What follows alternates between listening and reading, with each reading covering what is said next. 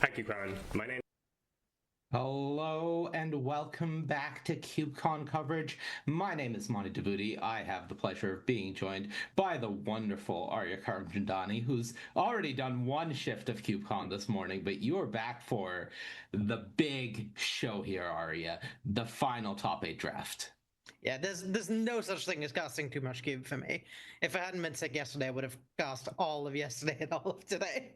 Yeah, I'm very glad you are feeling better, so I do get to be joined by you. And as you said, no such thing as too much cube, though maybe some of our players who are here in what should be their, I want to say, 8th draft of the weekend, Sounds right. may be feeling the effects of some of that. And as we run through things, I do want to once again remind our viewers at home what Cube is. Cube is a curated limited environment. It is one of the ultimate forms of creative expression in Magic the Gathering. It allows people to look at the history of Magic, decide on themes and parameters that they want to follow, and create essentially whatever draft environment they want, whether it's a desert cube, whether it's a non-singleton cube. The possibilities are pretty much limitless, and it does allow you to just pour your love of Magic into something that is tangible for your friends and at CubeCon other participants to appreciate. And speaking of CubeCon, that's where we are.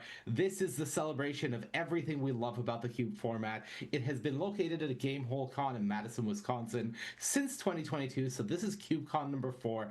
Everything you need is provided for you. All you have to do is sign up and show up and partake in the Cube community and Magic community's love of the format. And CubeCon is where we're at, and this is what CubeCon has looked like. We kick things off on Thursday with the prequel main event draft. Then the last 2 days have been all about gathering those points into that Final Fortune draft. And now we're at Sunday. We've had the top 64 draft. Every single player in this top 8 had to trophy their previous pod in order to get here. And it comes down to this, the top 8 draft, what many people consider the Cadillac or whatever top car you want to use of Cube. The MTGO Vintage Cube is what we're going to be watching right now, Arya. Yeah, vintage cube is just like when people think cube, that's what they think. Right. Every other offshoot is, for the Cube community, but for the community at large, Cube is Vintage Cube. And this is a coverage team, of course. There's Arya, there's myself, Ross Merriam, Gab Nassif, Brad Nelson, Luis Scott Vargas, Marshall Sutcliffe, Tannen Grayson, Mason Clark have all lent us their wonderful talents throughout the course of this weekend to bring you this event. And it has been an absolute blast to be a part of. It has been an absolute blast to watch. I hope you have enjoyed it at home. But it's all been boiling down to this. CubeCon is a community-oriented event. It isn't something that is overly competitive. It's not about who is ultimately hoisting the trophy at the end, though, of course, that is a pretty sweet perk of it. It's about coming out, celebrating the community, celebrating it with people you know, friends new and old, and I would say that in that goal, CubeCon 2025 has just been another smash hit. Yeah, I mean, the Magic community in general is one that's pretty tight-knit, and even among the Magic community more broadly, the Cube community really stands out as like, this is a group of people who really love this one thing. It's so open and accepting and welcoming of people who want to engage in this one thing they love. In terms of engaging with this one thing we love, I am going to point you to a new call to action that we have for this round, which is that we want you to vote. We are voting as the Cube community for what the next cube to be added to MTGO is going to be. So exclamation mark vote in the chat, or occasionally we are going to be putting up a QR code. There it is.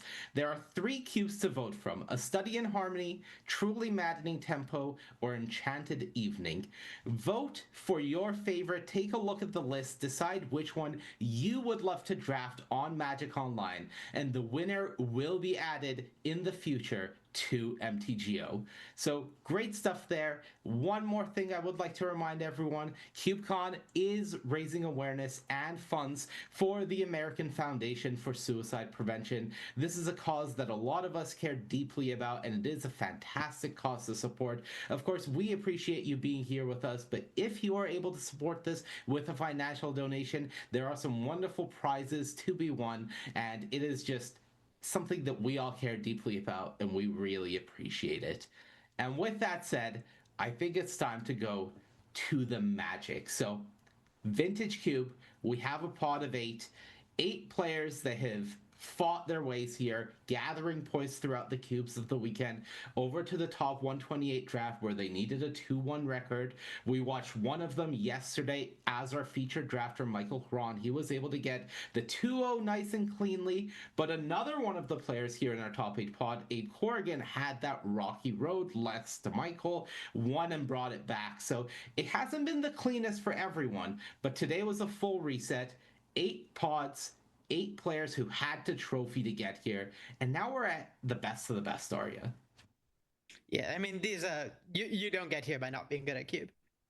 Absolutely. And if you're good at cube, you're gonna be good at vintage cube. It's like I said, it's what most people think of when you play cube. All of these players have played it a ton of times.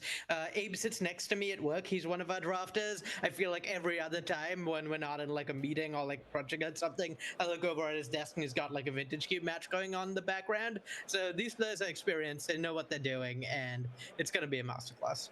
And we are into it. Michael Hron is going to be our featured player, and I can tell you that he kicked things off with a Vampiric Tutor. We didn't get a great look at the rest of the pack, Arya, but it did look relatively tame, a bit lower power than you would hope for your pack one pick one of Vintage Cube.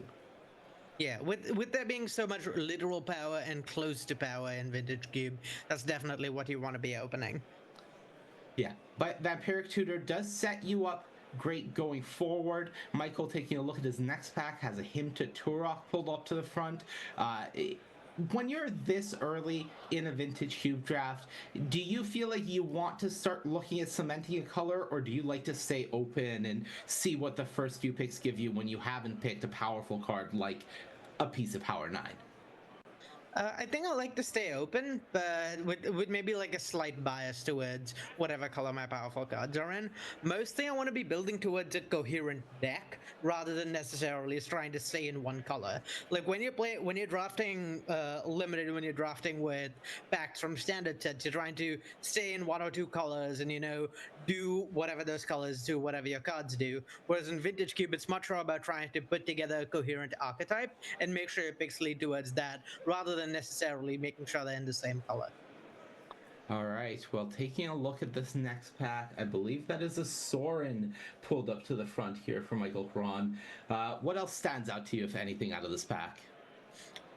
Italia's kind of nice as a reanimator target, which with the black cards and Vampiric Tutor, certainly something you're thinking about. Teferi, Hero of Dominaria is like a pretty strong card in Cube generally, but like threats that snowball but also let you leave up mana to interact are pretty important. But yeah, the sword makes sense if you're just trying to stay with black, keep your options open.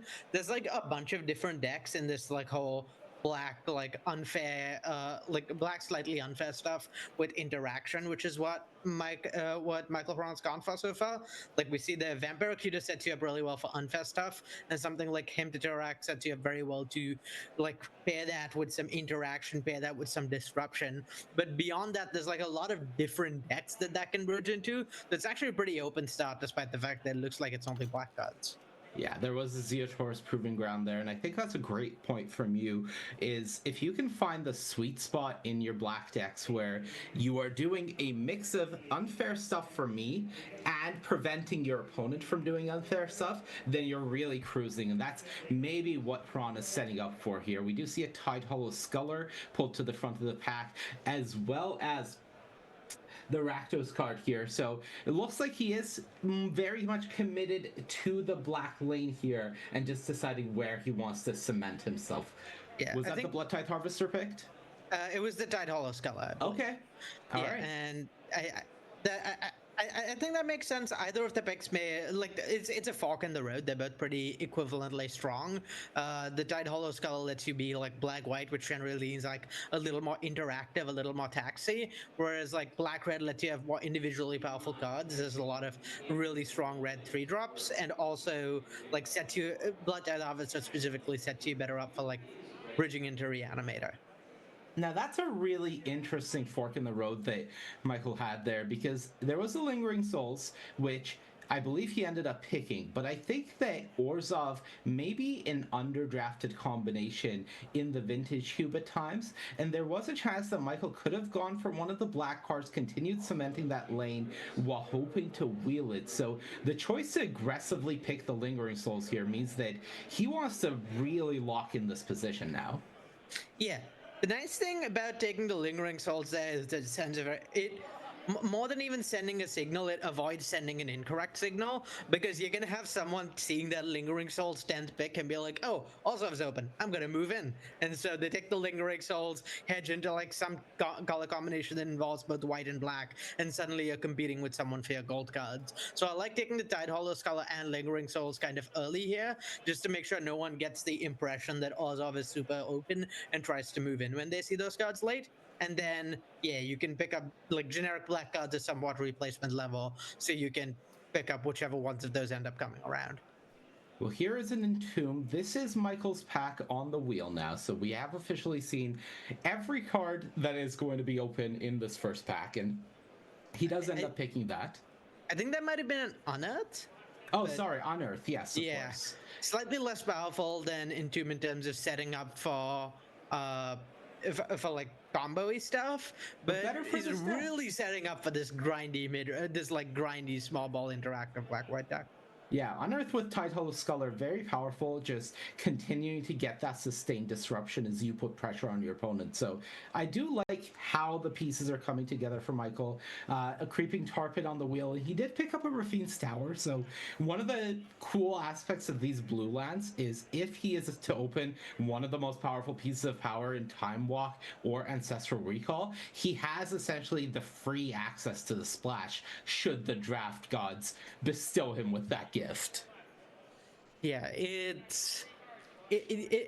sets him up really well to just splash any blue card, and like yeah, the fact that 2 of the most powerful 10 cards are blue certainly makes that more appealing. Rafine Star being a fetchable land too, like you're taking that anywhere for your black white deck. You're not even like paying a cost to pick that card, but you just kind of coincidentally get to play blue if you open some blue cards you really want to play. And it was a nice gifted godless shrine very late in the pack, so that's exactly what Michael likes to see, a perfect land for his deck, and just showing that perhaps there's less interest around the table in black white as a color combination, and that's what he's hoping for in this position, as then he'll get rewarded in the future packs. Yeah, and I think pretty good setup. I want to call out a particular decision we saw Michael make pretty late in the back that we didn't really have time to talk about, which is he picked an Oath of Druids like third or fourth last pick. That seems like a bizarre pick, right? Because he has a ton of creatures already. He's obviously not going to be playing Oath of Druids in his deck. But the thing is, there wasn't much in the pack for him, and in pod play like this, you're pretty incentivized to try and take cards that are impossible for you to beat when you can. And Oath of Druid is kind of impossible for these black-white mopey decks to beat because as soon as your opponent lands it, you're going super wide. So for the rest of the entire game, your opponent's getting out triggers. They're putting in stuff that you can't one-for-one interact with because they're getting value turn over turn. So it's a card that this deck specifically matches up really badly into, and I like kind of like picking it, hate drafting it when the optic cost is pretty low, because when you're just playing like kind of grindy black white and the archetype is super open, you're not really like stretched for playables. Mike is just going to be totally fine on playables this draft almost certainly. Yeah, it is a fantastic point as we go into the second pack. I believe I saw Mana Vault as the quote unquote most powerful card in the pack. What do you have your eyes on, if not that? It's Mana Vault. Mana Vault seems like the like probably strongest contender here for a card I'd want to take, but the shadowy bat street is really valuable as well, which might sound insane, right? That's a land I'm talking about taking like close, and I don't think I take it over Mana Vault. But it's probably my second pick and Rod first pick if the Mana Vault isn't here, just because surveil rounds are disproportionately powerful in Cube. Just having access to like a little bit of card selection off of your fetch lands goes such a long way, particularly when you're playing incremental decks like this, which have stuff like Unearth and Lingering Souls to interact with the graveyard. Yeah, so here is the second pack for Mike.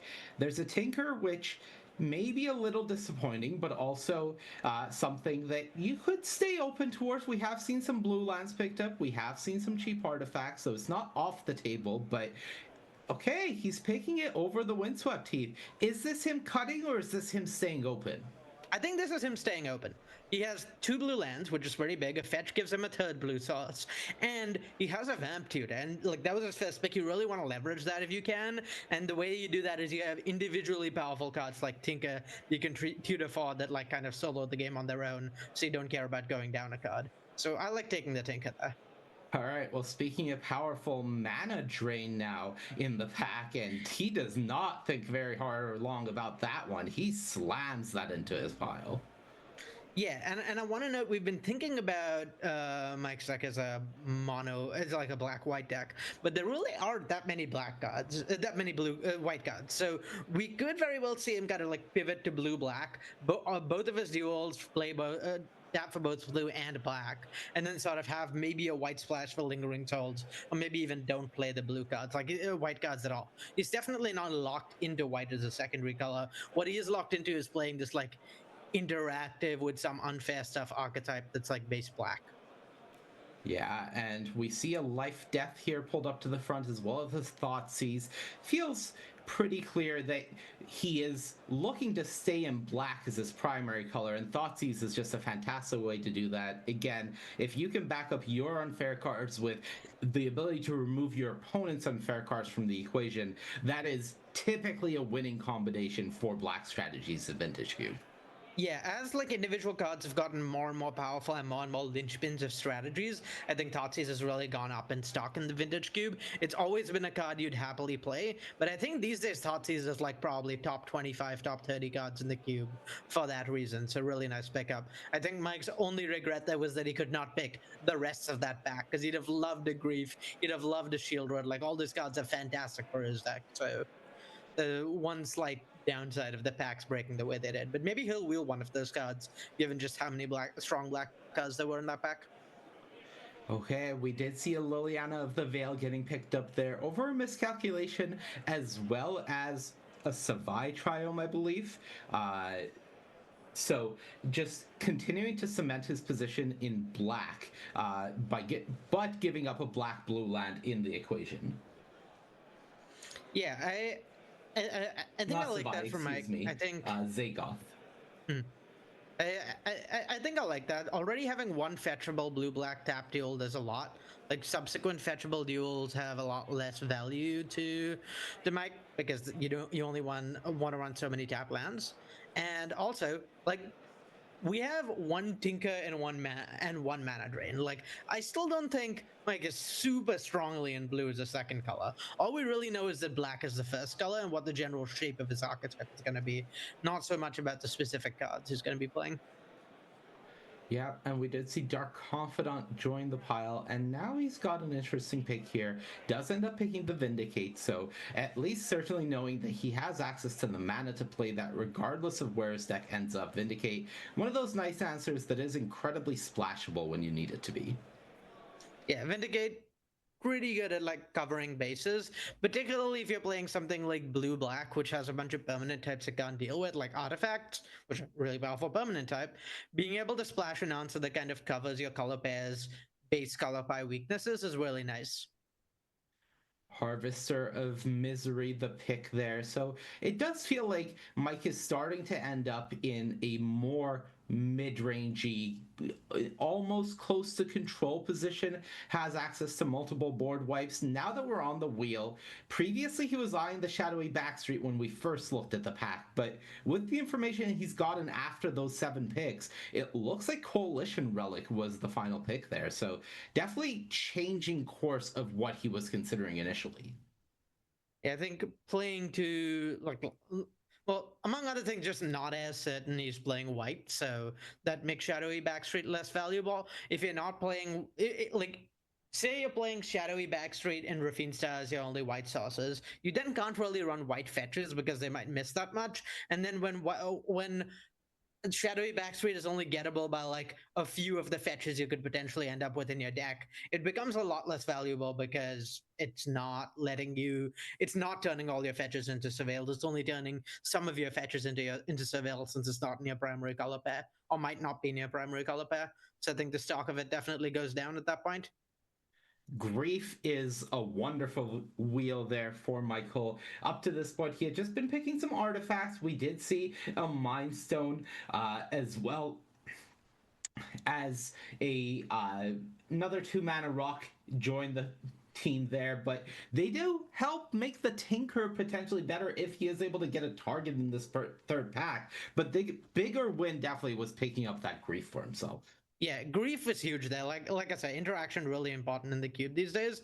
But yeah, I really like how Mike is like kind of quietly with the like low opportunity cost picks where like there weren't great cards in their pack, sort of maneuvered his way into making the Tinker more and more playable. All Oh, right. is that a Tinker target up front? I couldn't see what that card was. Is that That is a Blightsteel? Blightsteel Colossus. Oh wow, okay, yeah. I didn't see Blightsteel him is pick like that up, but that yeah. changes everything about the dynamic of his deck. Yeah, Blightsteel is probably like one of the best Tinker targets in the cube. There's a lot of decks that just can't beat it. It's like some folks are lower on it. Like there's some matchups where it's less good because if your opponent's playing white and just Sword Supply shares it, then it doesn't matter. And if you're getting 9 damage with Blightsteel, it's literally 0 damage if the Blightsteel gets removed after. But there's so many matchups where your opponent's deck just can't ever beat a Blightsteel, and so yeah, I think that changes everything about this draft. You just want to play blue now because Tinker Blightsteel is so strong and you have a Vamp Tutor for it. Okay, so now that we have that in mind, the question is, what is the target goal for number of artifacts that you want? Typically, when we're talking about Tinker, we're looking to do it on curve or ahead of curve when possible. So we're looking at 2 and lower cost artifacts. So in your mind, what is the goal number to really make this Tinker a consistent win condition for yourself? I think I'd want at least 4 to 5 artifacts at 2 mana or less, but ideally like something in the 6 to 7 range. Okay, so I believe I'd say 4 is like minimum, which I 4 think is minimum. might already be hit. Yeah, I believe he has the Mana Vault, the Sculler, as well as the Talisman that we saw him pick up late, and the Mind Stone. So that's 4. He also has access to the oh no button of a Zoran Orb if he really needs it. But typically, you don't want to be doing that unless your deck is either further comboing with it or you're really desperate. Yeah, hopefully it won't come to that. In fact, I'm pretty confident it won't, given how this has started. All right, well, this is the third pack. Orcish Bowmasters pulled up to the front or at the front here, as well as the Douthie Voidwalker. There's also a Candelabra, but I think Mike is going to have a hard time passing up a card like Bowmasters in the spot. Yeah, Bowmasters is in contention for the strongest threat in the cube.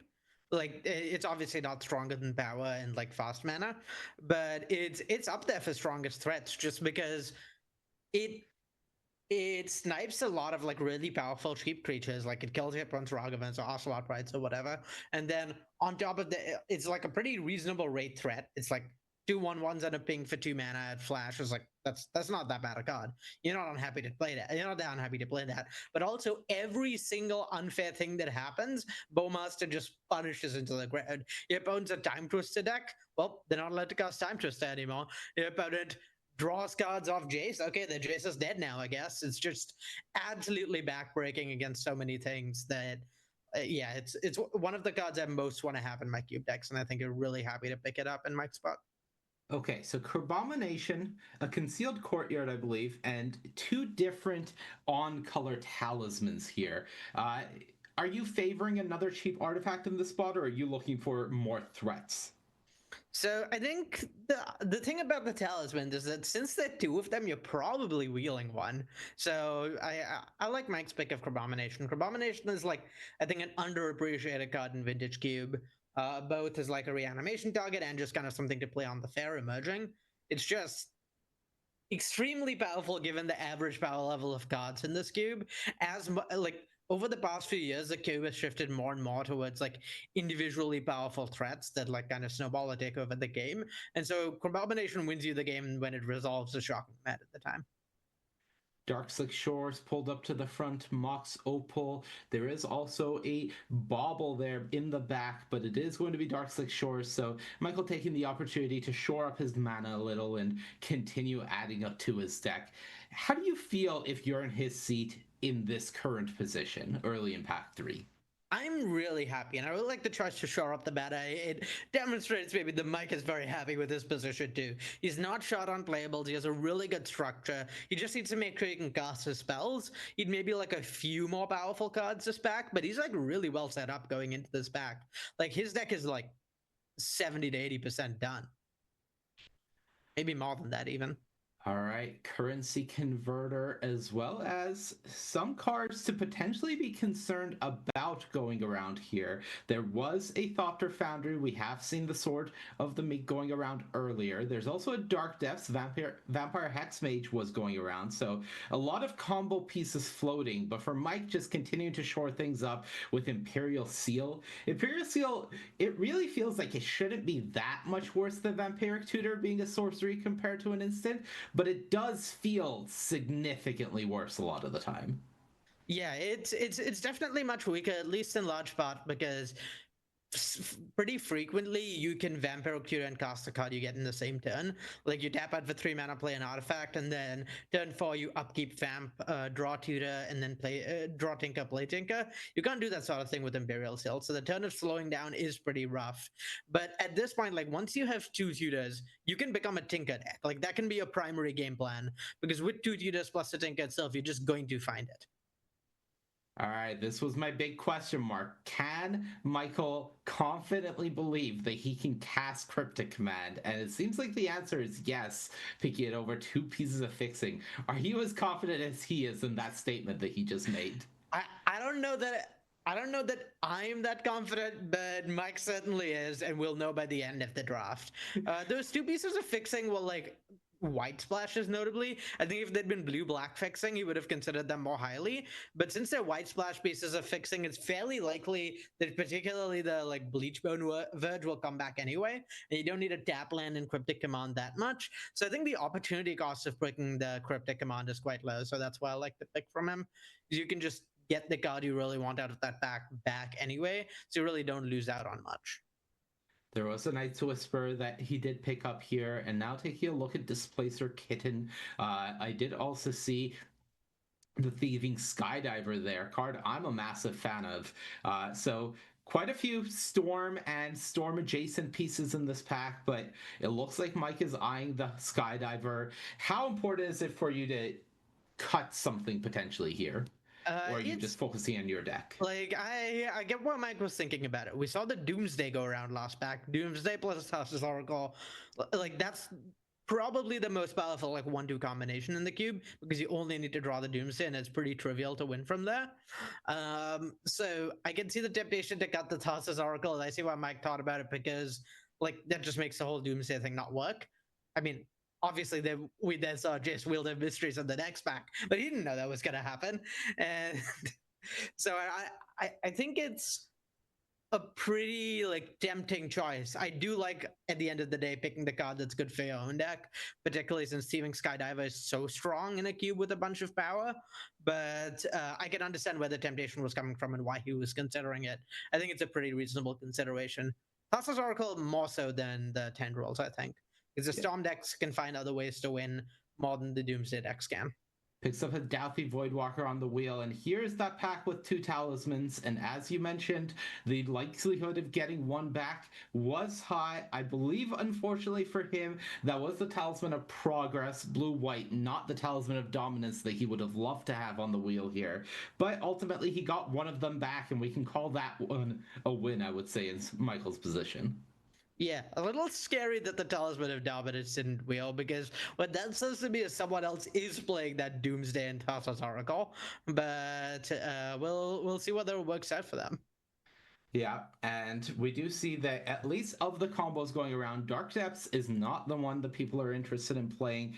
Both the Hex Mage and the Dark Depths wheel, and for Mike, almost picks up Assault Monolith, then changes his mind and swaps it over and instead takes the Spell Seeker. Not the most powerful Spell Seeker in the world, nothing like a Recall or a Time Walk, but still has access to those tutors to make it essentially a slow tutor for anything, and also has Mana Drain in his deck, so there are options.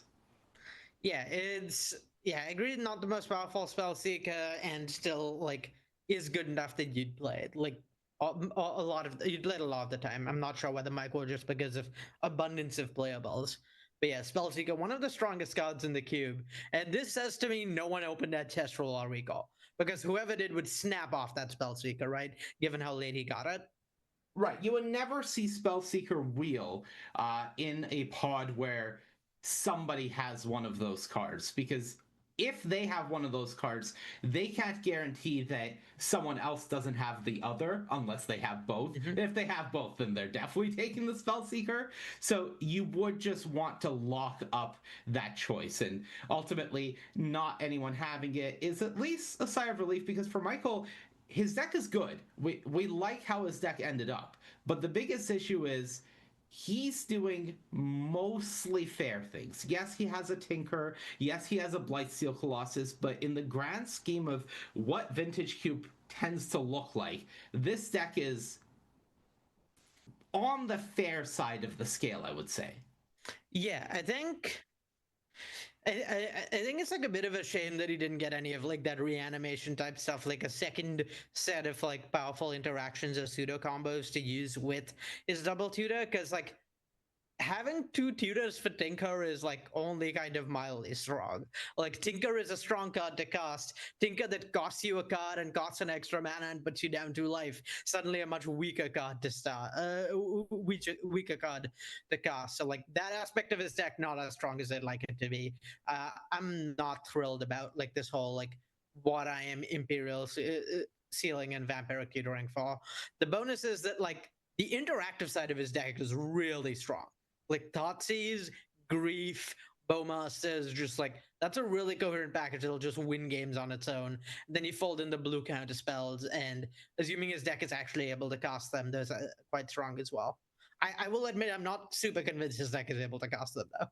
Yeah, definitely. The interaction is the biggest thing that he has going for him. And in fairness, other than straight up reanimation, I think interaction is the second most powerful and important thing black archetypes can be doing in Cube. So, in that regard, he has that part locked down, but there are definitely some question marks. One thing I will note that was not going around in the draft, I didn't really see much of red or white aggressive decks going around. It seemed like they were being aggressively snatched up by other players. So the fact that he has things like Toxic Deluge and the, I believe, Harvester of Misery is floating around somewhere in there, unless I saw wrong, means that he has access to some ways to try to keep those decks in check and hopefully get around them that way.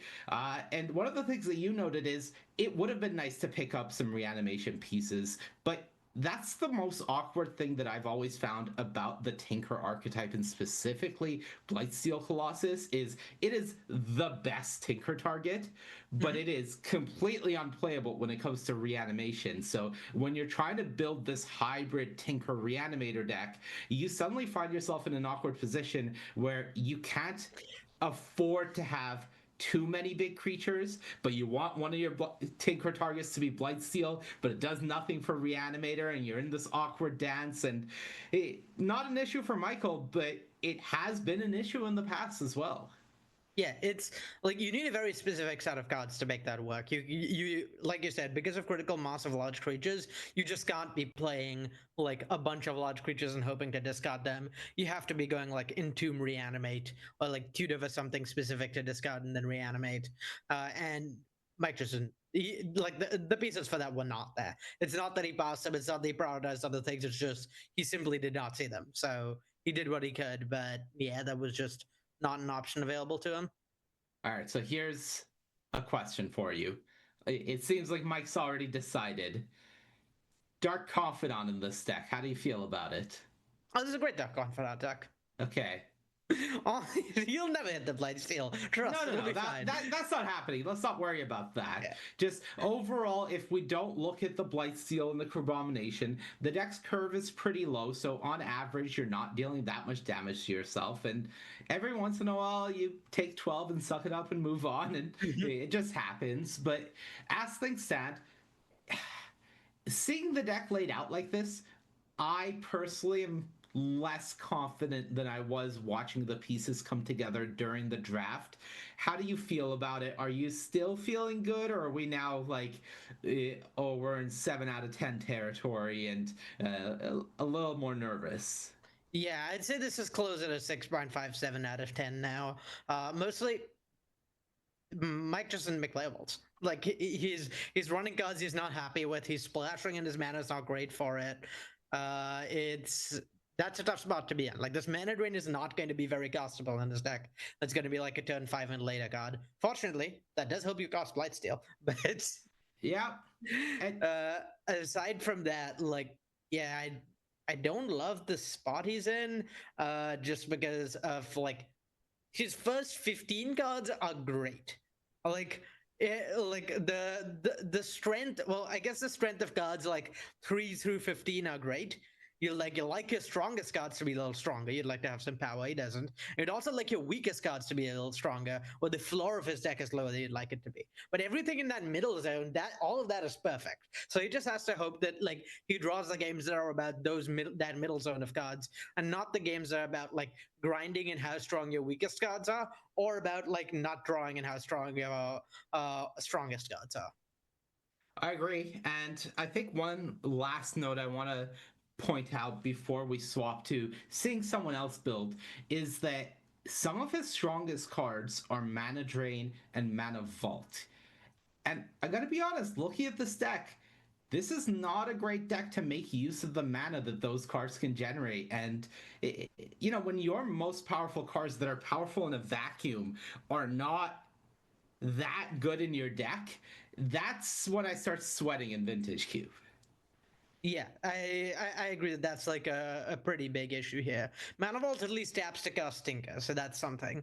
But yeah, Mana Drain is like really awkward in this deck. It's doing very little. It's pretty close to just Counter Spell. If I had like significantly more playables in Mike's spot, I would like to just not play Mana Drain in this deck. Unfortunately, that's not a luxury he has. Okay, well, as Mike finishes figuring out his mana base, we are going to swap over to take a look at Gavin Verhey build his deck. Gavin was on Mike's right, I believe, so passing directly to Mike, if I'm not mistaken, and, not the worst color combination to be on Mike's right, because blue-red means that there wasn't that much overlap between the two. Oh. That's a recall. Yeah, that's an ancestral recall. There goes that theory. Yeah, kind of surprised to see the spell seeker not get taken, but there must have been something else good for Gavin that back. It's a little bit of an awkward overlap for Mike, where like blue is not that much of an overlappy color, but the sort of blue cards Gavin wants are the exact ones Mike wants. The like super efficient interaction is what Mike's looking for, and that's like #1 priority for your blue-red deck. That said, it doesn't look like Gavin's got out of that either, so I don't think that's where things went wrong. Yeah. What's that artifact under mutagenic growth? Can you make it out? I don't think I can. Oh, that might mean Urza's Bauble? Okay, it is an Urza's Bauble. Great catch. Yeah. All right, so how do you feel about Gavin's deck? Taking a look, this is a typical blue-red spells archetype, I would say, but in terms as far as the blue-red spells archetype goes, I would say this is a bit low on spells for my liking. How are we feeling about this as we take some time to parse the deck and really get a feel for what's going on? I would say it's somewhere between a 5 and a like 7.5, and it really depends on what all those creatures are that I can't really make out. But Okay. yeah, his deck is like a lot lower. Yeah, 7.5 is the best. I'd say the ceiling, assuming those are the best possible creatures for those slots, because the blue-red decks really want a lot of cheap interaction, and Gavin just does not have that. Like once you want to in Cube, you want to be doing unfair things, and ideally you want to both be doing unfair things and interacting with your opponent. But you at least want to be doing one of those two things. And Gavin's not doing very many unfair things and only doing a little bit of interaction with his opponent, so that's pretty awkward. The threats are pretty strong. Like, I think that's a pretty big pull to his deck. And like when he does draw his pieces of interaction, this deck's gonna look really, really strong, because when you're efficiently interacting with your opponent's creatures and playing these like top of the line threats, it's really hard to keep up. But in the game, but there's gonna be games where he doesn't get to interact that much. Particularly he's like low on interaction on the stack. I only see that one Forcible and that's it. And so those games are gonna be awkward. Aside from that, I think this deck will probably play pretty smoothly. Okay, so in the 2-drop slot, from what I can tell, we have Jace, Vryn's Prodigy, Phantasmal Image, Karizev, Malcolm, Third Path Iconoclast, Inti, Amped Raptor, and I want to say that the last card is Gao, Feral Youth from Fallout? No, not Fallout. What is Gao from? Okay, it's from Final Fantasy. Okay, all right. Oh, is it a commander card? A Final Fantasy commander card? I believe so. Okay. 2-mana 2/2. Whenever Gao attacks, put a +1/+1 counter on it. At the beginning of each end step, if a card left your graveyard this turn, Gao deals damage equal to its power to each opponent. Oh, that's a nice one. Okay, yeah. I think I'm pretty happy with most of Gavin's 2-drops. They're all like pretty assertive. Like this is a pretty aggressive deck, I'd say. He's like really looking to get on the board with the 2-drop and start like applying pressure. It really does highlight like just like a Spell Pierce, like a Remand, like a couple of those would have gone such a long way to making this deck like an 8 and 8.5 out of 10. But yeah, Gavin just a little bit off of having enough interaction to truly be happy. Yeah, it does seem like in terms of his creatures, they are very solid. I believe that is one of my favorite red creatures there in the 3-drop slot, Broadside Bombardiers at the top there. Incredibly powerful. Lelia, Screaming Nemesis, I think that's a Tishana's Tidebinder, and then Vivi. So the creatures are all there. It's the spells that are really dropping the ball here, and I think Gavin feels that as well. Yeah, I think like the deck this is closest to is probably actually mono red rather than blue red spells, in terms of just being like hyper aggressive, low to the ground, and then like try and kill them as quick as you can. The thing you generally want blue to give these decks is interactions. That not having that is awkward. And I guess Gavin is like a little short on playables, because some of these cards are not cards you want in this style of deck. Jace Prodigy just doesn't fit in with like all the hyper aggressive stuff. Like you really don't want to be curving 2-mana Jace into 3-mana Screaming Nemesis. That's not the ideal curve. Though it is nice with having Recall in your deck. And then like Gush is I think the card that's over Forcible. You do not want to be casting Gush in a deck like this. It's no, you definitely pretty tough. But I mean, sometimes you just need to have enough spells. So. Right. The only time you really want to be casting Gush is if it is giving you the critical mass to close the door on your opponent. And most of the time, a card that is that situational is not a card that you're happy making it into your deck. The good news is we are possible. We are live to see the dream happen of someone casts both Gush and Fire Blast without using any mana in the same turn. All right, that is what we have is stamped as the dream for this round. Is if we can, or this cube, I should say, if we can see Gavin go Gush, Fire Blast from the land zone without any mana cast, that would be the dream. Yeah, no steam vents or Volcanic Island to make it easier. Unfortunately, unlucky, really. Unlucky. And yeah, I guess that's the other question is we're not getting a good look at Gavin's mana base, I would say, but eh, it doesn't seem like he has that many lands going for him. Yeah, I would say that's a problem. Like that's definitely an issue when you're trying to cast on curve 2-3 drops and you have like double blue cards like Chase at 4. It's just that's tough for Gavin. When Okay. you're relying on Metamorphose for mana fixing, that's not where you want to be. But I am the world's #1 Metamorphose lover. oh, And I mean, you always play it. I will happily agree with you on that. And I can actually tell you that we have Gavin's full final list, and his lands were Talon, Gates of Madara, Volcanic Island, City of Traders. Okay, So at least he has a Volk. That's he something. has the That's something. Volcanic Island, but I gotta say, that is not instilling confidence in me.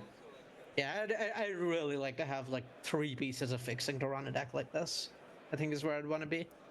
All right, so with all of that said, I believe we are going to cut to a break, on the other side of which we are going to have our feature match between Michael Hron and Abe Corrigan, a rematch from yesterday's feature pod coming at you. And I will remind you before we go to break, donate in the chat. We are raising funds and awareness for the American Foundation for Suicide Prevention. If you are able to help support this cause, we very much appreciate it. Don't go anywhere. We will see you after this break. What is up, Cubers? My name is Sam Pratt. I'm from Chicago. I'm host of the Rough Drafts podcast and designer of Samp's Arena Cube. This is a deep, replayable, and fun cube experience that pulls exclusively from the Arena card pool. The cube strives for a balance of power and synergy. The power level's relatively high. I'd describe it as power forward or power motivated. So you'll find cards like Fury, Mother of Runes, Ancient Tomb, Reanimate, but this is not intended to be a power max showcase of the most broken cards in the client like a Johnny or Minsk and Boo. Instead of prescriptive 2-color archetypes, draft lanes are intended to be open-ended. You can expect classic archetypes such as white aggro or blue control, but that's just the beginning. For synergy, there's an emphasis on the graveyard across all colors. You'll also find sacrifice themes in black, artifact themes in blue, and discard themes centered in red. Your deck should have a plan. Good stuff piles can comfortably 2-1, but trophy decks almost always have some sort of synergy aspect. A big focus point of the cube is exciting build-arounds. This includes individual build-arounds like Scavenger's Talent, Luris, or Field of the Dead, but also includes toolbox packages like Stoneforge Mystic or Micromancer. There are also a handful of cards that ask things of your mana base, monocolor payoffs like Mystic Sanctuary or Rathalos, and domain payoffs like Territorial Kavu. The mana's good, double fetch, double shock. I've intentionally excluded triomes, so we're hitting the sweet spot of 2-color decks being the norm with ample opportunity to splash. My favorite things to do in my cube: I love Priest of Forgotten Gods and the sacrifice decks. I love building around Monument to Endurance, and I've recently had a couple really sweet near mono blue decks that end the game looping Cryptic Command with Mystic Sanctuary. My goal for this cube is for you to walk away feeling like you drafted something sweet, and there's a lot of really cool stuff to do in here. Happy drafting. Hi everyone, my name is Noah, and I am the creator of Sky and Sea Cube. The initial thought that seeded my cube was, what if a set was designed around one central color, instead of 5 colors all fighting for supremacy? How would that shape the story, the draft, and the gameplay? In Sky and Sea Cube, a powerful blue leyline dominates the stage. Planeswalkers will form decks built from a spectrum of blue-aligned themes. You will sling spells against opposing blue mages, and cast wizards, sphinxes, frogs, and of course merfolk to ride the waves to victory. You may also employ the services of 3 other colors. Green may offer you ramp, white may offer you buffs for your flyers, and black may help you take better advantage of your graveyard. This is a highly synergistic draft environment, where players will often assemble multiple, overlapping, and powerful packages, such as double spell, double draw, top deck manipulation, enchantments, flash synergies, swarms of birds. There's a lot to uncover. And for everyone that sees a blue-based cubes and assumes it's going to be their worst nightmare, don't worry. Creatures are king in this environment. Artifacts,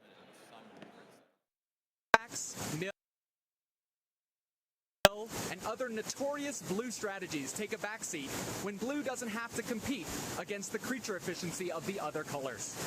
Now, the battle roars from beneath the waves and screams across the wind. I hope you enjoy it. Why are there two of these in here? Are they roommates?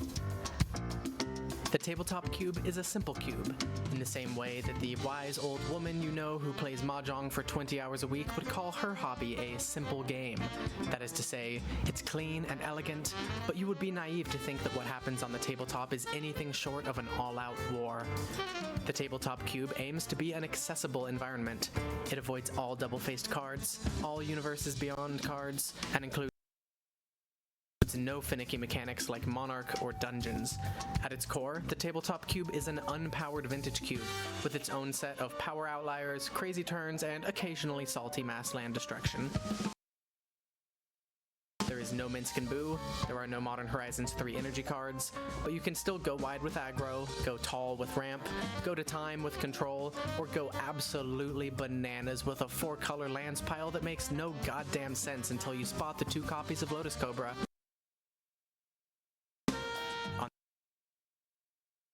On that note, the tabletop cube breaks Singleton. It runs the increasingly common suite of double fetch lands plus double shock lands, but it also doubles up on City of Brass, Wasteland, Stoneforge Mystic, Snapcaster Mage, Gravecrawler, Thoughtseize, and these little guys. If these choices make you think, looks like a boomer cube, you would be only partially incorrect. I do run lots of cards that were released recently, like Rust Harvester and... Judge, am I a boomer? The tabletop cube is inviting. It aims to help 1,000 players get into cube, not to be 100 players' favorite cube. It's on the simpler side, but it's gorgeous and resonant and attracts some of the most fun sorts of Magic players. So pull up a chair, put on your pre-release stamped reading glasses, and make some new friends at the tabletop. Welcome back, everybody, and a reminder that you can vote for the next cube from CubeCon to come to MTGO. A Study in Harmony, Truly Maddening Tempo, or Enchanted Evening are your options. You can follow that QR code or exclamation mark vote in the chat, and then you get to have your voice heard in what you want to see go from CubeCon to Magic Online. Thank you so much for joining us, and once again, exclamation mark donate in the chat, because we are raising funds and awareness for the American Foundation for Suicide Prevention. There's some excellent rewards up to be grabbed, and really, it's just a fantastic cause to support. If you are able to do so, we greatly appreciate it. But with all of that said, it's time for Magic. We are going to be looking at Michael Huron, who was the player that we watched draft, go up against Abe Corrigan. This is a rematch of yesterday. Michael was Abe's loss in the Final Fortune draft, but Abe was able to come back 2-1, come here, and then 3-0 his top 64 pod to make it here. We've talked about Michael's deck. Let's talk about Abe's deck a bit as they get started in the game here. Yeah, so Abe's deck is like a kind of perfect how you drew it up blue-black reanimator deck. He has everything we talked about Michael kind of wanting to have in this deck. It's like, it's pretty close to the perfect version of it. He just needs to find the right things to reanimate. All right, and it is a Tide Hollow Sculler, the first play for Huron, but for Abe, in response, he is going to be swamp cycling the Troll of Khazad-dûm to go grab a land from his deck. Taking a look at his hand, I did see a Psychic Frog and a Reanimate there. It is going to be a basic swamp, because one thing that we didn't touch on, while Abe's deck is fantastic, his mana is not. He does not have any blue-black duels from what I can tell. Nothing to go swamp cycle for, nothing to fetch for. So other than a Fabled Passage that can grab one of each basic, I think he's just on a straight Swamps and Islands mana base, for lack of a better term of fixing. Yeah, I think Abe's mana pretty medium, but also his deck a lot less ambitious with his mana than others. So that's something. Despite having way more lands for fixing, I would guess Michael's mana is worse than Abe's, just by virtue of playing 3 colors and playing cards like Mana Drain. Well, here's the beauty of Troll of Khazad-dûm, because now Michael is faced with a difficult decision. If you take the Psychic Frog, Abe can immediately slam a Troll onto the board, and we know Michael doesn't have that many answers for it. If you take the Reanimate, then you have to deal with a Psychic Frog and a handful of potential discards to it. So either way, it is a rough position. Michael does end up going with the Frog, saying that I'd rather try to beat a Troll than a creature that is giving you access to more cards and something that I have to answer or give you way too many resources immediately. Yeah, that makes sense. I mean, it feels weird to say, but I'm pretty sure heads up the 2-drop is a stronger threat than the 6-drop is. And the other nice thing about taking the Troll is about taking the Psychic Frog is like either way the Reanimate ends up in the graveyard, and so you don't have to worry about now it would need to find a reanimation spell and a discard outlet to have another thing to reanimate, as opposed to just need to find a second reanimation spell.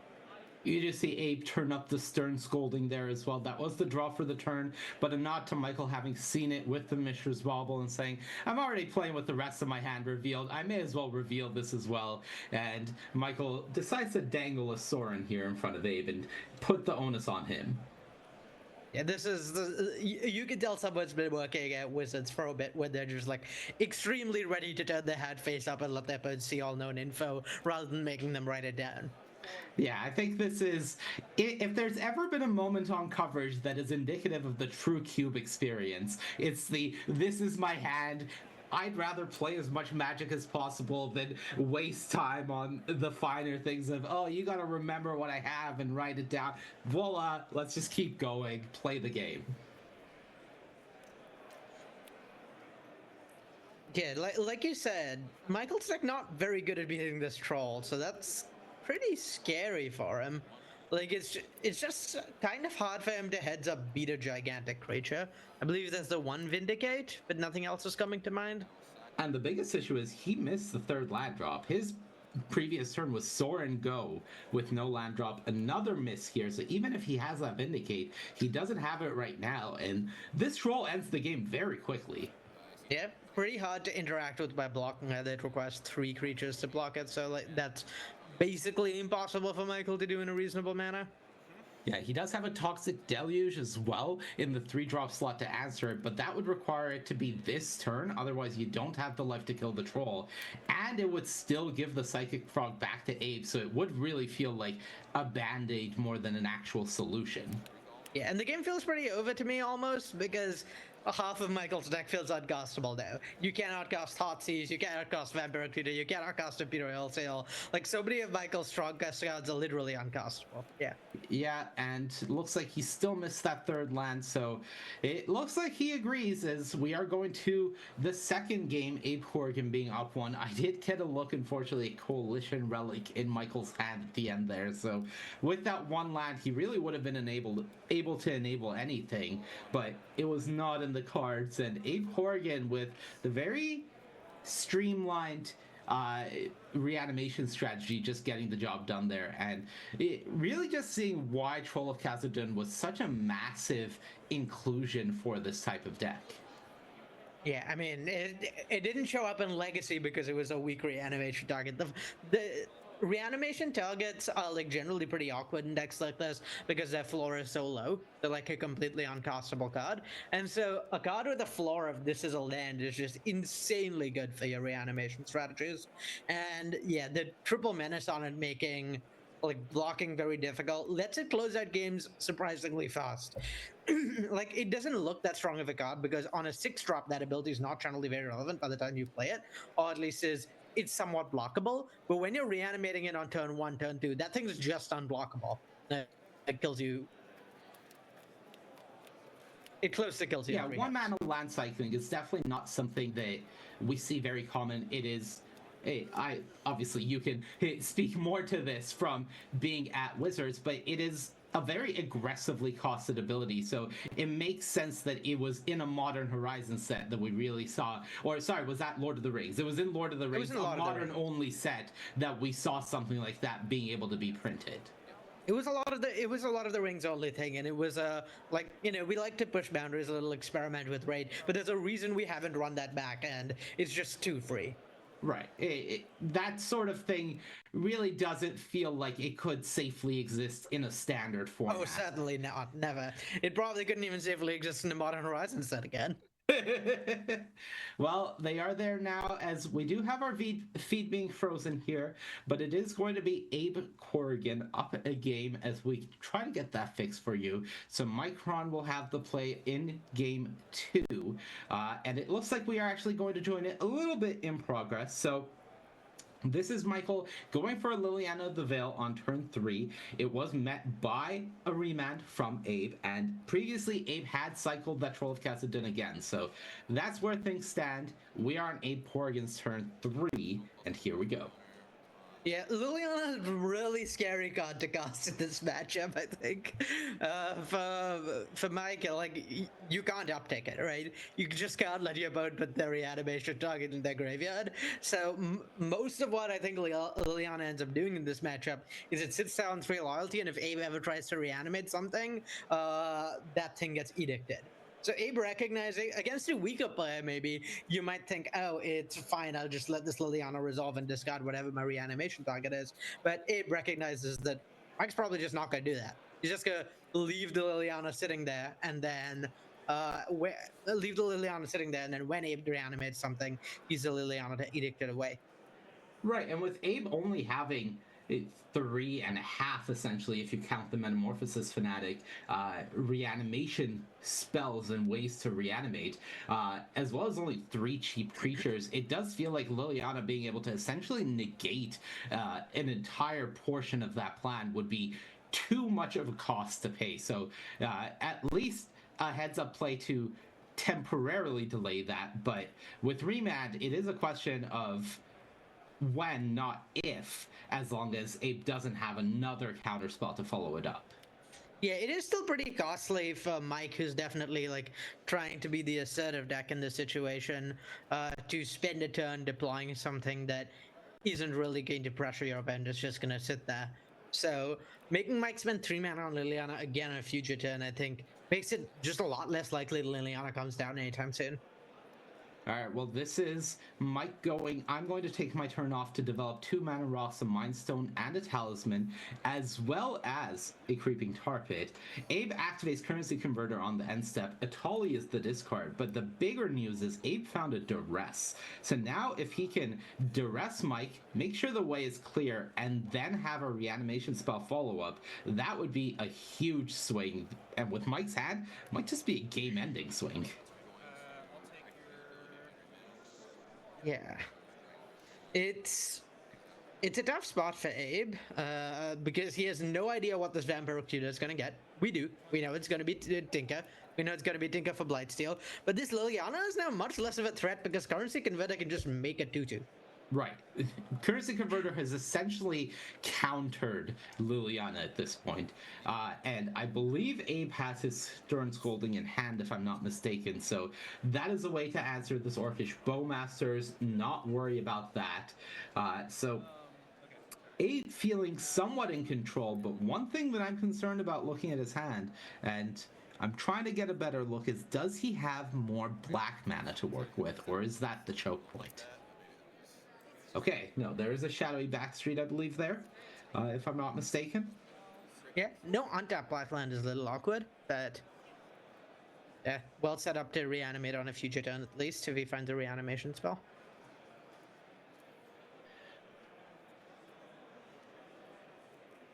And notably with Grief's 2 toughness, Stern Scolding can hit that as well. So it is a counter spell if Abe has it for both of the creatures that Michael hasn't had right now. Yeah, Abe's whole setup is actually like kind of uniquely good against Orcish Bowmasters. A lot of the time, Bowmasters like negate reanimation targets. You can't bring back something like Grizzlebrand and use it while there's a Bowmasters on deck. But Atali, casts spells but does not technically draw cards. Atraxa draws cards but does not technically draw cards. So Abe is not short on ways to sort of like cheat the whole.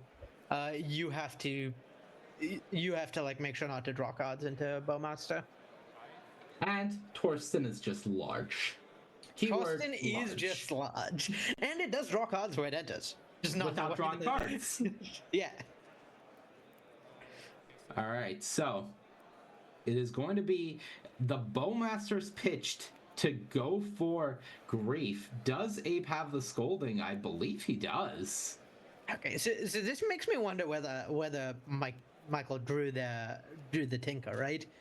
Like the resources are really tight, so like you have to have like something really worth going for if the Grief is getting bitch gassed here.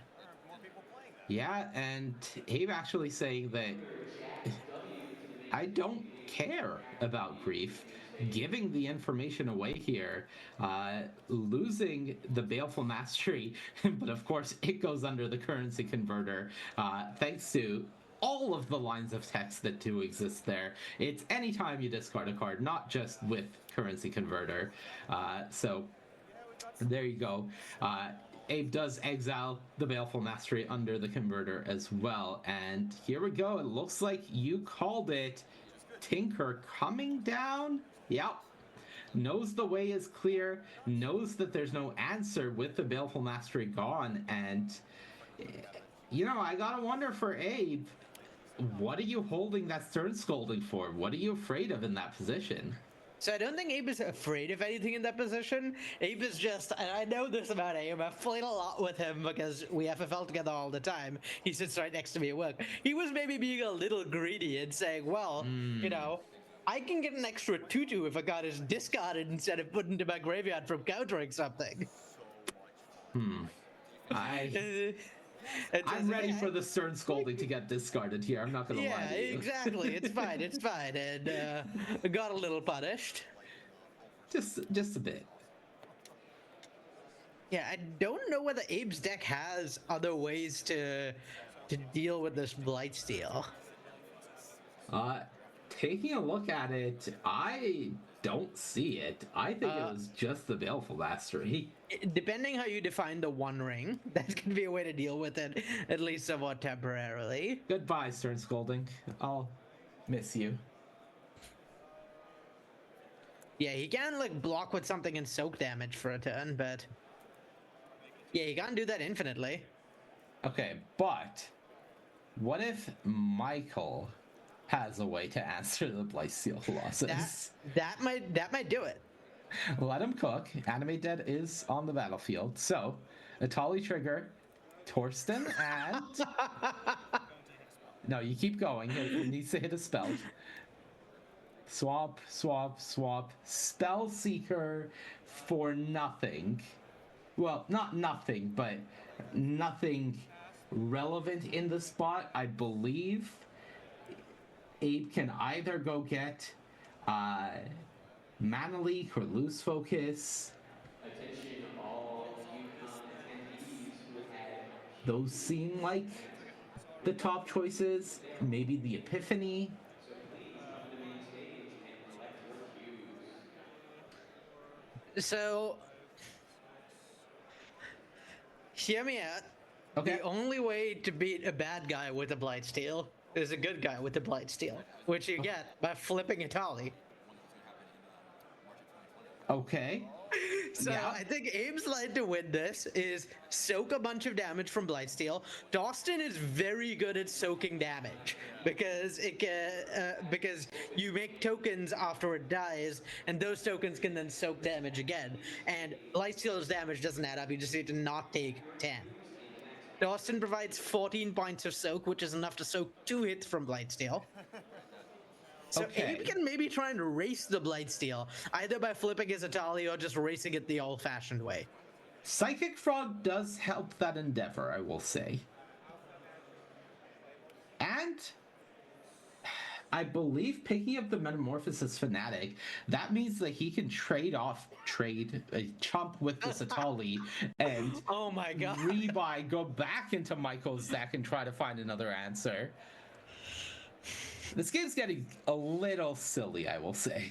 Yeah, he has a reanimate as well, so we might be looking at like Italy 3 times over or something absurd. And that is the beautiful part about facing a Blightsteel is your life total isn't under threat. You are dealing with a different resource in poison, so this reanimate is essentially free when you think about it. Yeah, it's like you can do it as many times as you want, as long as it's not like 3, then that's too many times. Yeah.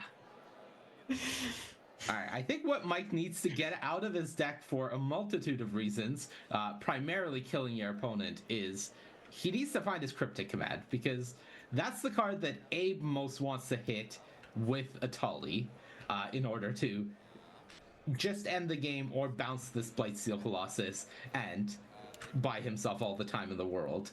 I don't think Cryptic Command made the cut in the final version of his deck, but I might be wrong. Okay.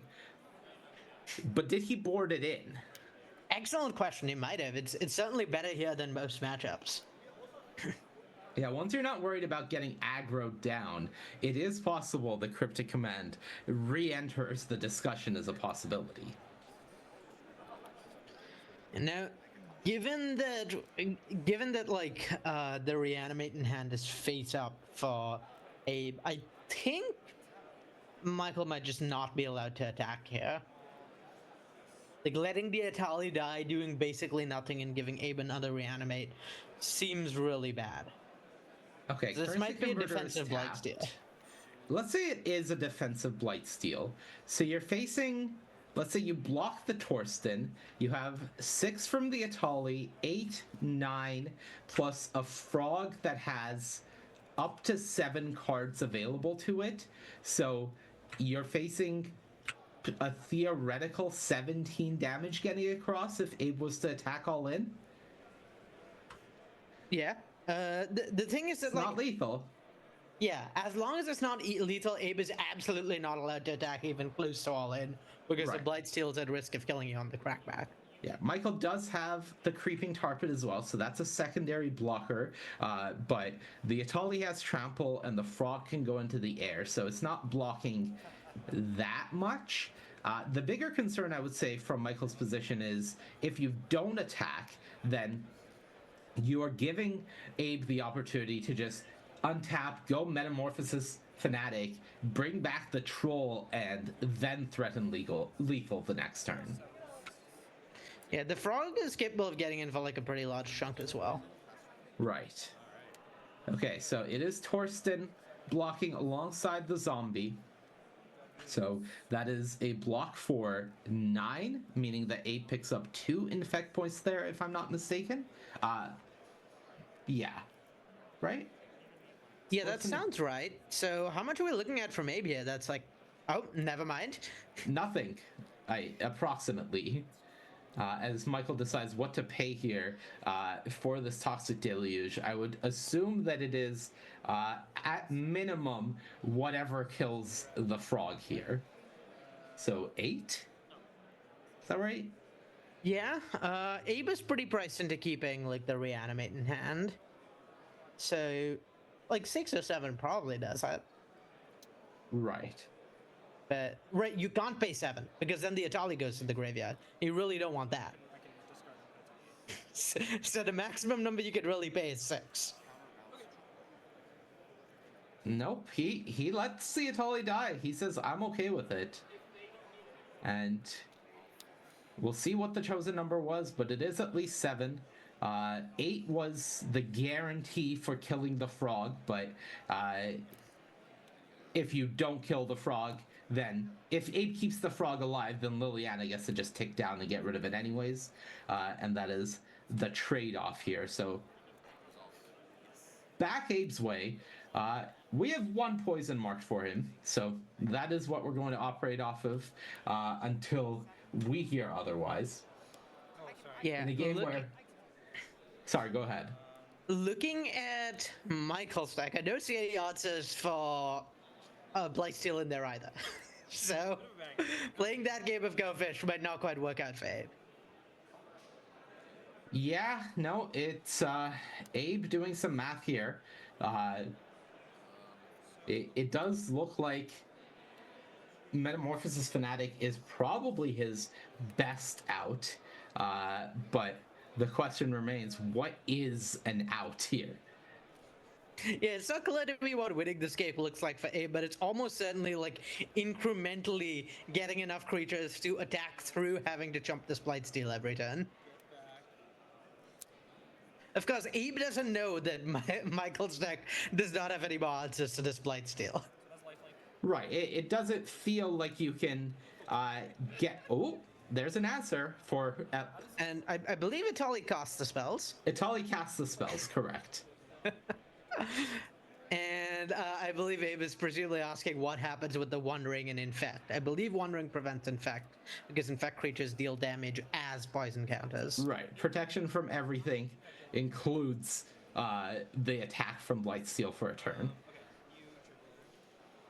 Mana Vault is essentially a whiff, but ultimately Abe has life. So the One Ring was about as good as you could have hoped for there, I would say. And that means now he can afford to get aggressive with it, bring Torsten back again, saying, you wiped this once, let's try this again. Okay, so Abe put 10 cards on the bottom of his deck already. Yep. The next set of cards he's gonna get includes Atraxa. Okay. If Abe discards a land, he can cast Atraxa. Yeah, He can has take a white, treasure. blue, black, make a treasure, Atraxa. Yeah, wow. I There's would not Atraxa. put Abe's deck down as able to cast Atraxa, but that goes to show, I guess. He has an overgrown tomb, so he's actually he's designed. extremely able to He's cast designed Atraxa. to be able to cast Atraxa exactly using the perfect combination of one of each land that makes it add or a treasure token from Currency Converter. Yeah, the question to me now is, like, how close to dead is Michael? Do Abe casting life off of a treasure? Oh, wait, the life goes to the bottom of library, so Abe doesn't have life death in hand yet. Yet.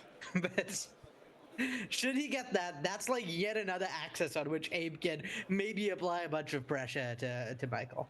Yeah, the fact that Michael has to take a turn off here from pressuring Abe is massive. The One Ring was probably the best hit that Abe could have gotten in that spot. Yeah, it gives Abe like the time he needs to get to like build up towards being able to actually attack Michael for some mat. Yeah, and Liliana going up after Michael plays his only card in hand, which was a land. Abe briefly considering discarding a Spell Pierce. That cut down is keeping this Creeping Tar Pit in check as a blocker, so Abe very incentivized to keep that and doing the math of, okay, you're at 17, so it looks like 3 was the life paid for Toxic Deluge, and going from there. Yeah, Toxic Deluge killed an Itali though, right? So it had to have been more than 3. It Maybe had to have Michael been gained more than life 3. somehow? Yeah, Alright. I'm going to not overly trust our life total overlay here, because Michael's health feels like it should be lower, and from everything I can tell, Abe feels like he should be at 2 poison counters. So something feels slightly fishy to me. But with that said, this is the information we have to work with at the moment, so this is what we will go off of. So it's not really what this game is about. Okay, never mind, it is what this game is about. Abe and I agree. He's trying to think about flipping Itali. Well, it wasn't what this game was about until Abe hit exactly the Mana Vault, and we went from a unfathomable 6 mana to a very realistic 9 mana, and now the game feels like it has entirely changed. The problem is that flipped Itali is not technically Infect. It only deals damage to players with, like, it's only when it deals damage to players that they also get that many poison counters. And so Blightsteel does just eat flipped Itali when they fight, because it puts 11 -1/-1 counters on the Itali. Yeah, and Indestructible is not helping you through that. Oh, God, I love Magic. This game is so sweet. This is absolutely one of the games of all time. It really, really is. I would not Okay. be surprised to see an Atraxa cost this turn. I would Right, and- also not be surprised to see that. Right, the other problem is we are coming up on Liliana Ultimate.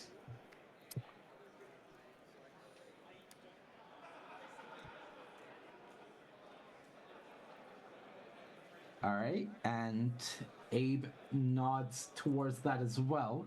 So we see Atali and the Metamorphosis Fanatic coming towards the Liliana. Torsten, excuse me, staying back.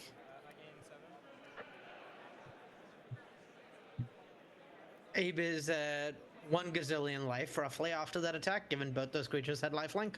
Yep. And yet also at the same time at 9 life. Yep. Maybe even 8. Yep. Who's to say? There's really no way to know. We're dealing with numbers beyond my comprehension at this point. Okay, Abe is so- counting cards in deck, always. That's an Abe classic. This is a game action that frequently occurs in games with him. But in this case, it's actually like really relevant because you know that life death is at the bottom of your library somewhere, and that's a bonus 7 damage out of nowhere at some point. So you gotta prepare for that. Right, and if you can, essentially, when you're guaranteeing you will see that with Atraxa, that is the start of the planning phase is, can I guarantee this in the setup for next turn? Lethal. Yeah. Between Atraxa and the One Ring, I'm pretty sure Abe can get. Like, I doubt Abe has more than 13 cards in his deck. More than 14 It cards looks even? like he has like 7.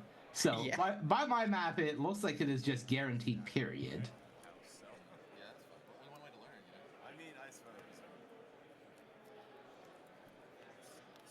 Okay.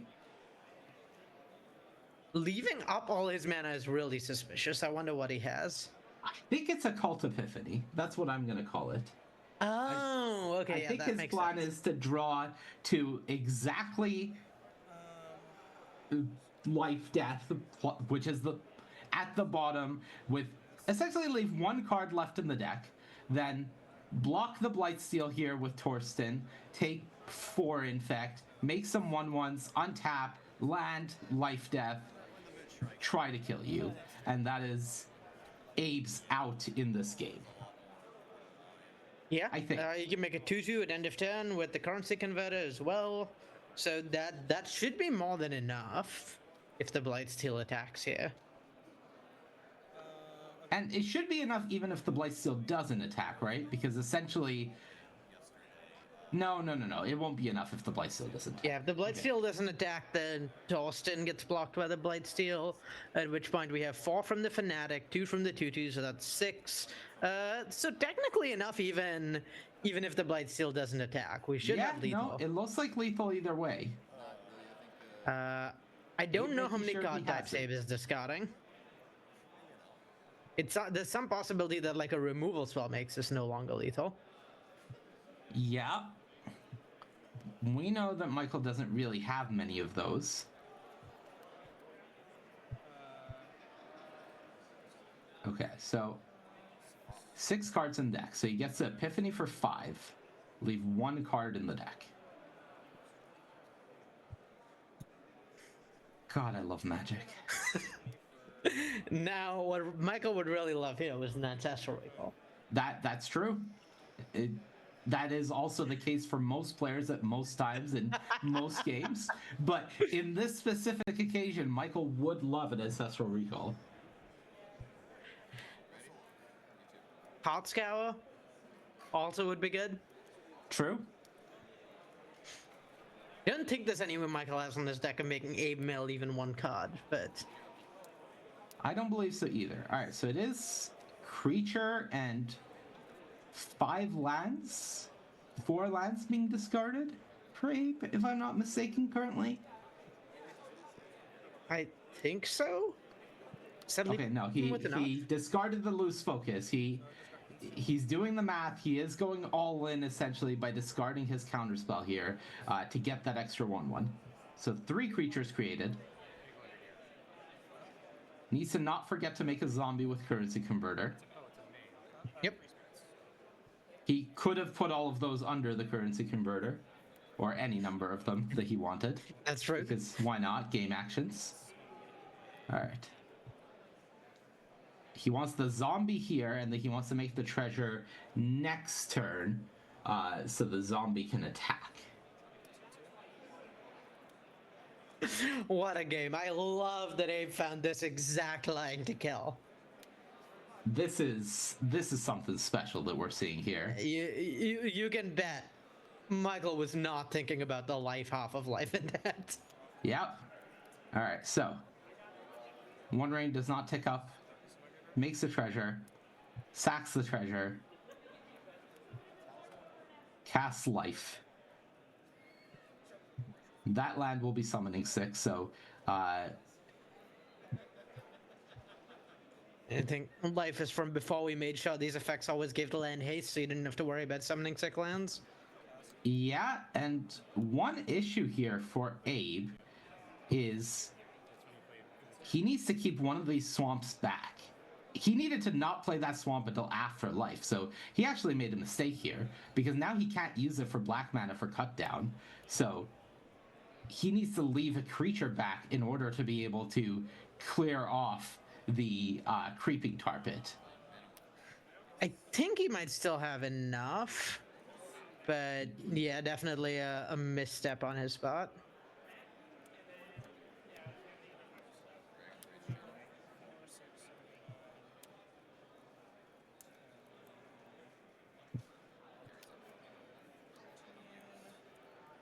And of course, the ultimate question is the life total that Abe is working with equal to the life total that we are looking at? Because he's leaving back more creatures than Yeah, we that would makes think me he'd be believe able to afford. that Michael's life total is lower than we think it is. Or lower than it Which logically displays makes on sense mod. from the toxic deluge that killed an Akali, but you know, Atali, excuse me. Reads the life off of life and death as one must in the situation. Yeah, and notably, Michael has been playing Magic for, you know, upwards of 30 years at this point. He's seen his fair share of life deaths in his Magic the Gathering career. But this is what I'm losing to read, rather than a what does this do read.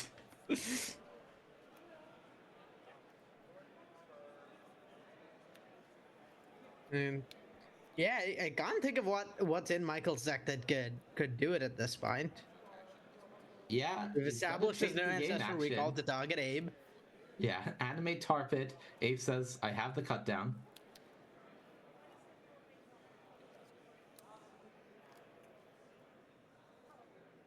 This has been just a fantastic game. yeah, well, yeah, wow. What a masterclass from Abe, just like perfectly maneuvering his deck to find the exact line to win around a Blightsteel Colossus. Just fantastic stuff. This is what I love about Vintage Cube. Bravo to Abe Gorgon. Bad beats for Michael Huron, but really fantastic stuff. We are going right into another match of Magic where we have Gavin Verhey up against Matthew Centillas. Gavin is in game 3 here. So on the left, we did see him build this, essentially what is a mono red with blue deck in the deck building phase. On the other side for Matthew, he is one of our artifact players, I believe, one of the players that definitely was contesting Michael in being able to get his full Tinker build together. Yeah, very much like aggro versus combo situation here. A matchup where I believe Gavin is like somewhat favored just because he's so quick out of the gate. And if that is in fact a broadside Bombardiers with the counter on it, I can't quite tell what the artists are that. That is Gao. Okay. That is less bad for Matthew than broadside Bombardiers would have been. Yeah. Though I can also confidently say I have never had to pleasure of playing with or against Gao, so I don't really know what the gameplay pattern of aggression from it is in this exact situation. So maybe there's the Bombardier. So you know what? Never mind. Still bad. Everything is on the board. Here come the clowns. Now, I will say, now that I have brought up the deck list, Matthew's deck is artifacty, but it is artifacty in the storm sense. So if he can potentially survive here, there are Tolarian Academy, Candelabra, I'm going to brain freeze you out of the match lines that are available to him simply by untapping and doing the thing. Yeah, it would really, I think, hinge on Academy in a spot like this. Is a lot lower on resources to really combo off without that. But if he does find the Academy, that he could very much still be in this game. Right, so I believe this is a Retrofitter Foundry making a servo here before the blocks, allowing to prevent some damage. One unknown card in Matthew's hand, the Mightstone and Weakstone, I believe that is. Not going to be enough to stabilize this board, probably. Is still a mana away from casting it as well, but definitely feels like currently Matthew is on start with Tolarian Academy or bust sort of territory. Yeah, it's hard to imagine a non-Academy rat out of this game. It's not much by way of like interaction with the board that he could have. And I mean, it's no Bombardiers, but that Gao is looking pretty powerful here. Just like attacking as a 5/5 next turn makes it a pretty scary threat. And if Gavin has any way of exiling cards from his graveyard or returning cards from his graveyard, it's just like a lethal threat on its own. It absolutely is. So, what was the draw for Matthew Centillas? Sensei's Divining Top. It's never great when your turn is starting off with cast top, activate top, and I don't see a Tolarian Academy. I don't think Matthew sees a Tolarian Academy. Just an island being drawn. Slam that island forcefully onto the battlefield. Has access to the spell bomb here to buy some time, but you do feel like the game is rapidly disappearing for Matthew here. Yeah, he has one of Spellbomb or Retrofitter Foundry, and yeah, there's a lot of threats Gavin could have that would just be lethal here, like that one. Like I believe Like if that one. So Screaming Nemesis means like that plus the Bombardiers plus Darcy could be what that's 6 damage from attacks and then another 5 from flinging the Nemesis. That's exactly lethal. All right, and that is game, set, and match to Gavin Verhey. So the Wizards of the Coast employees march on as both Gavin and Abe do get the win here in our quarterfinals. And that feature match, the first one between Michael and Abe, was an absolute delight, Arya. Well, one of the best games I've seen of Cube. It's just like, well, there's so many games like that though in Cube. That's part of what I love about it. Is you construct these impossible board states. It is incredibly intricate and complicated scenarios that you don't get to see anywhere else in the game. And both players really like navigated it very well. And seeing them kind of maneuver and figure out like what the exact line is lets them win. That's like there's nothing like it. I absolutely love it. Yeah, when you get it to win a game using every single resource available to you, when you empty your deck and say, I've calculated it to this is my win condition, and if it doesn't work, I'm dead, it's always the sweetest types of games. And speaking of sweet, I am going to remind everyone at home that you can vote for CubeCon to MTGO. There are 3 cubes in contention: A Study in Harmony, Truly Maddening Tempo, or Enchanted Evening. You can use !vote in the chat or follow the QR code on the screen to go and vote for your favorite, and the winning cube will come to MTGO in the future so you can draft it at home. We are also raising awareness and funds for the American Foundation for Suicide Prevention. !donate in the chat. This is a cause that we are trying to support all weekend long. We appreciate you being here with us as we do so, and if you are able to donate, that would be wonderful. We are going to take a quick break. On the other side, we're going to have more magic for you as the top 8 of the CubeCon main event marches on. Don't go anywhere.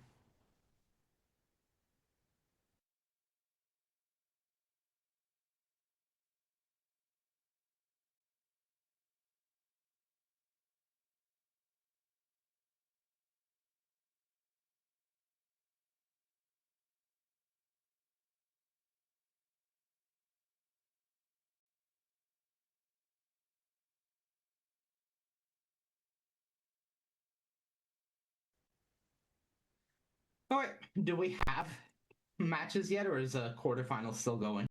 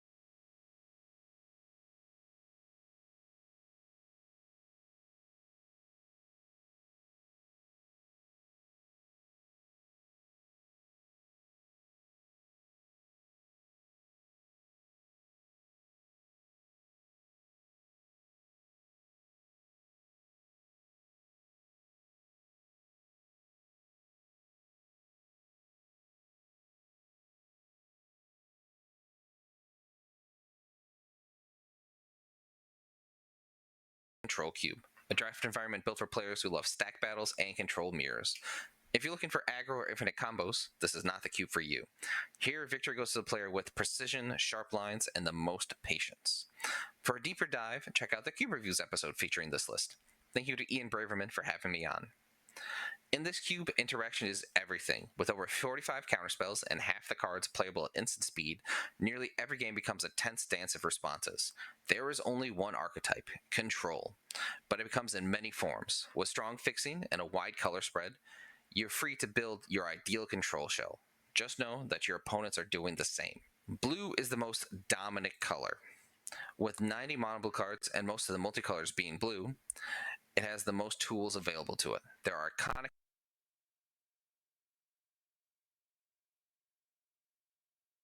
control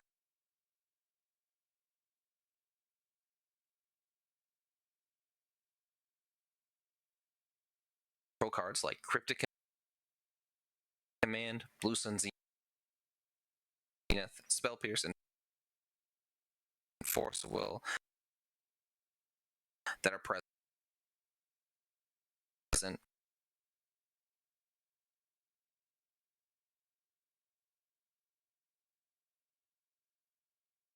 And blue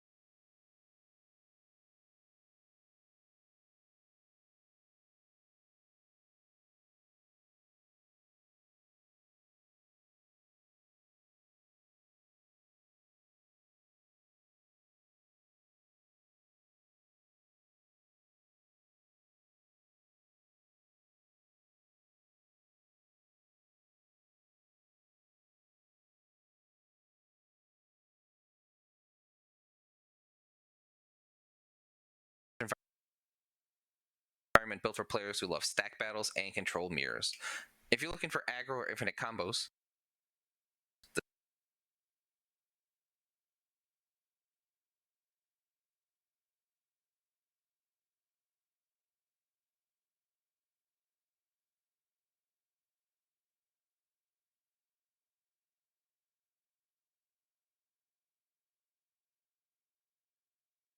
this is not the cube for you.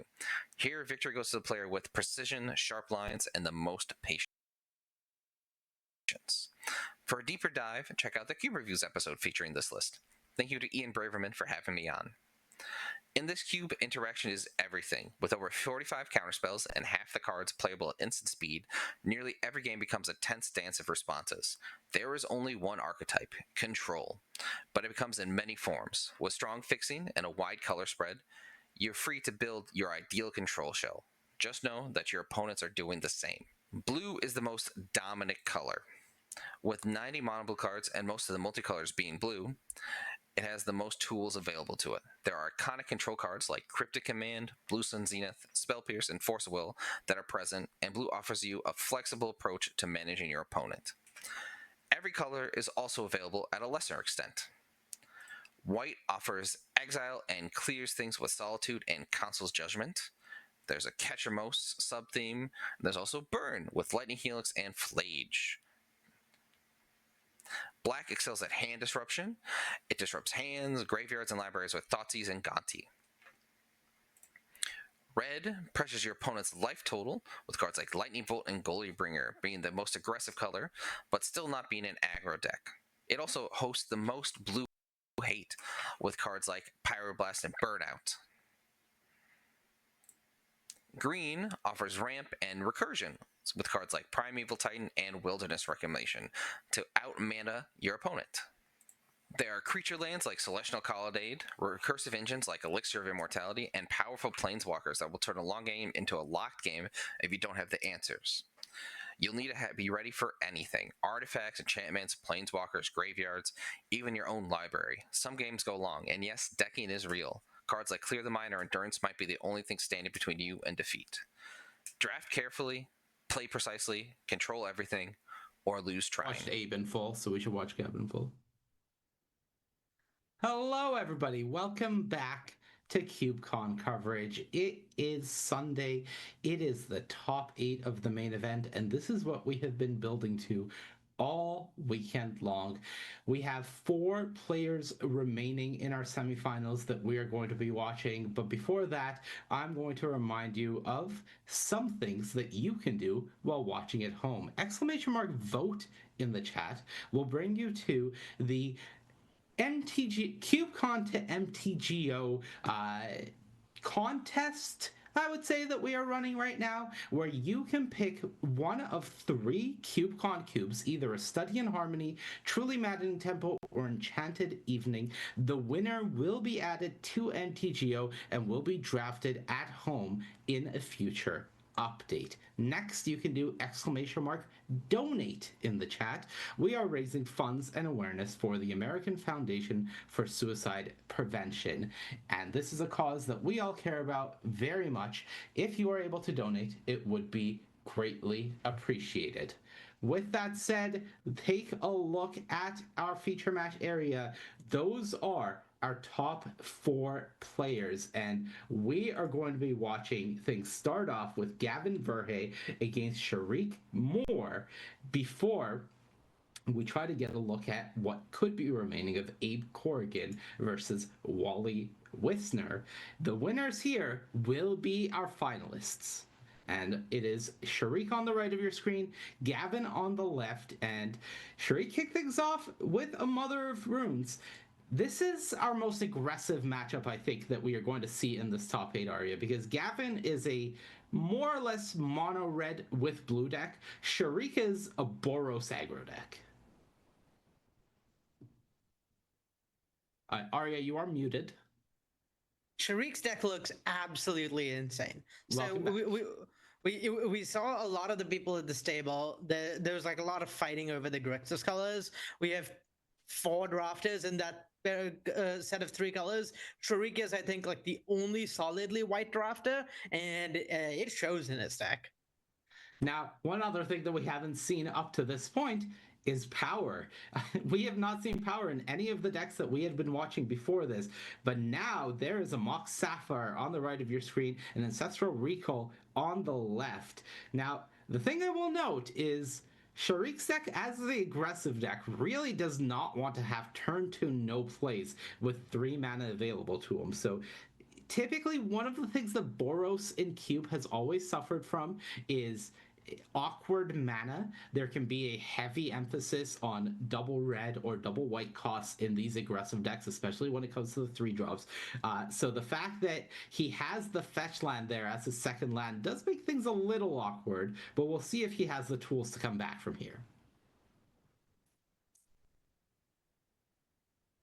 Yeah, I somewhat suspected that there was like something happening at end of turn, because it's so hard for me to imagine just a hand in his deck even that can't cast something in this spot. So yeah, end of turn Containment Priest makes a lot of sense to me. Yeah, it really brings the whole game plan together. Inti was the play from Gavin Verhey, so looking to start maybe getting some incremental value from that. But Mother of Runes has posed a nightmare for red decks for quite a while, just forcing them to make awkward attacks in order to force the activation and then use a lightning bolt or some form of removal spell to try to get it off the board. And one of the awkward things that we talked about a lot when we were looking at Gavin built his deck is he doesn't have that much interaction for a red deck. Total removal spells, if we don't count Fire Blast, is a Bone Crusher Giant and a Galvanic Discharge. Yes, he's cast an Ancestral Recall. Yes, he has more cards to work with here, but it is not a given that he's going to be able to remove this Mother of Runes in a timely fashion. Yeah, I think Gavin's deck is like really interaction light and unlikely to be able to defeat the Mother of Runes on that access. The only way, his main route to winning this, I think, is hoping there isn't a snowbally threat on Sharik's side to kind of be protected by this Mother of Runes, because creatures like Containment Priest, stuff that like sort of is just kind of a mopey body, not actually that much of a problem. Gavin can just play threats that outpace that and kind of win despite the Mother of Runes existing. Like if we see something like a Broadside Bombardiers here, then it's very possible for that sort of thing to keep up with the Mother of Runes and like just kind of ignore the protection it's providing. All right, so 4 mana pass from Sharik. Once again, looking very suspicious. What are some of the things that he's representing in the spot with this mana? It's not as wide as some other decks might be, because there's just not that many flash threats. I believe he has Katha Commando in his pool, a few removal spells. I think removal spells and reprieve are the main things I'd be thinking of in this spot. He's pretty low in terms of threats he could cast, so that's something at least for Gavin. Yeah, he does also appear, I believe, in the corner. We do have a superior Spider-Man, if I'm not Spectacular Spider-Man. Spectacular Spider-Man hiding out. So, yeah, quite a few flash plays available to him here. And there's the reprieve for the VV. So Gavin has exposed himself to that, but he does have Forcible in his deck and in his hand. And VV important enough for him to want to keep it around. So Tishana's Tidebinder hitting the exile as VV is forced through. Yeah, casting a Forcible before your VV gets into play is like not ideal, but sometimes you just have like a limited number of threats and need to play the ones you have. Okay, we go back Sharik's way, and now I'm beginning to call some suspect. I don't know how many turns your Boros deck is playing draw go here before I'm like, okay, you can't have that many flash cards. Your draw's awkward. Yeah, I definitely think Sharik maybe had like a clunky draw that was kept on the basis of like having the Mox Sapphire and having a really high upside as a result. And it's tough because a lot of these red-white decks, you get to these points and then you slam like Otari or, well, like the Broadside Bombardiers that's in Gavin's deck, or a Gut, or some other snowbally threat that'll kind of take over.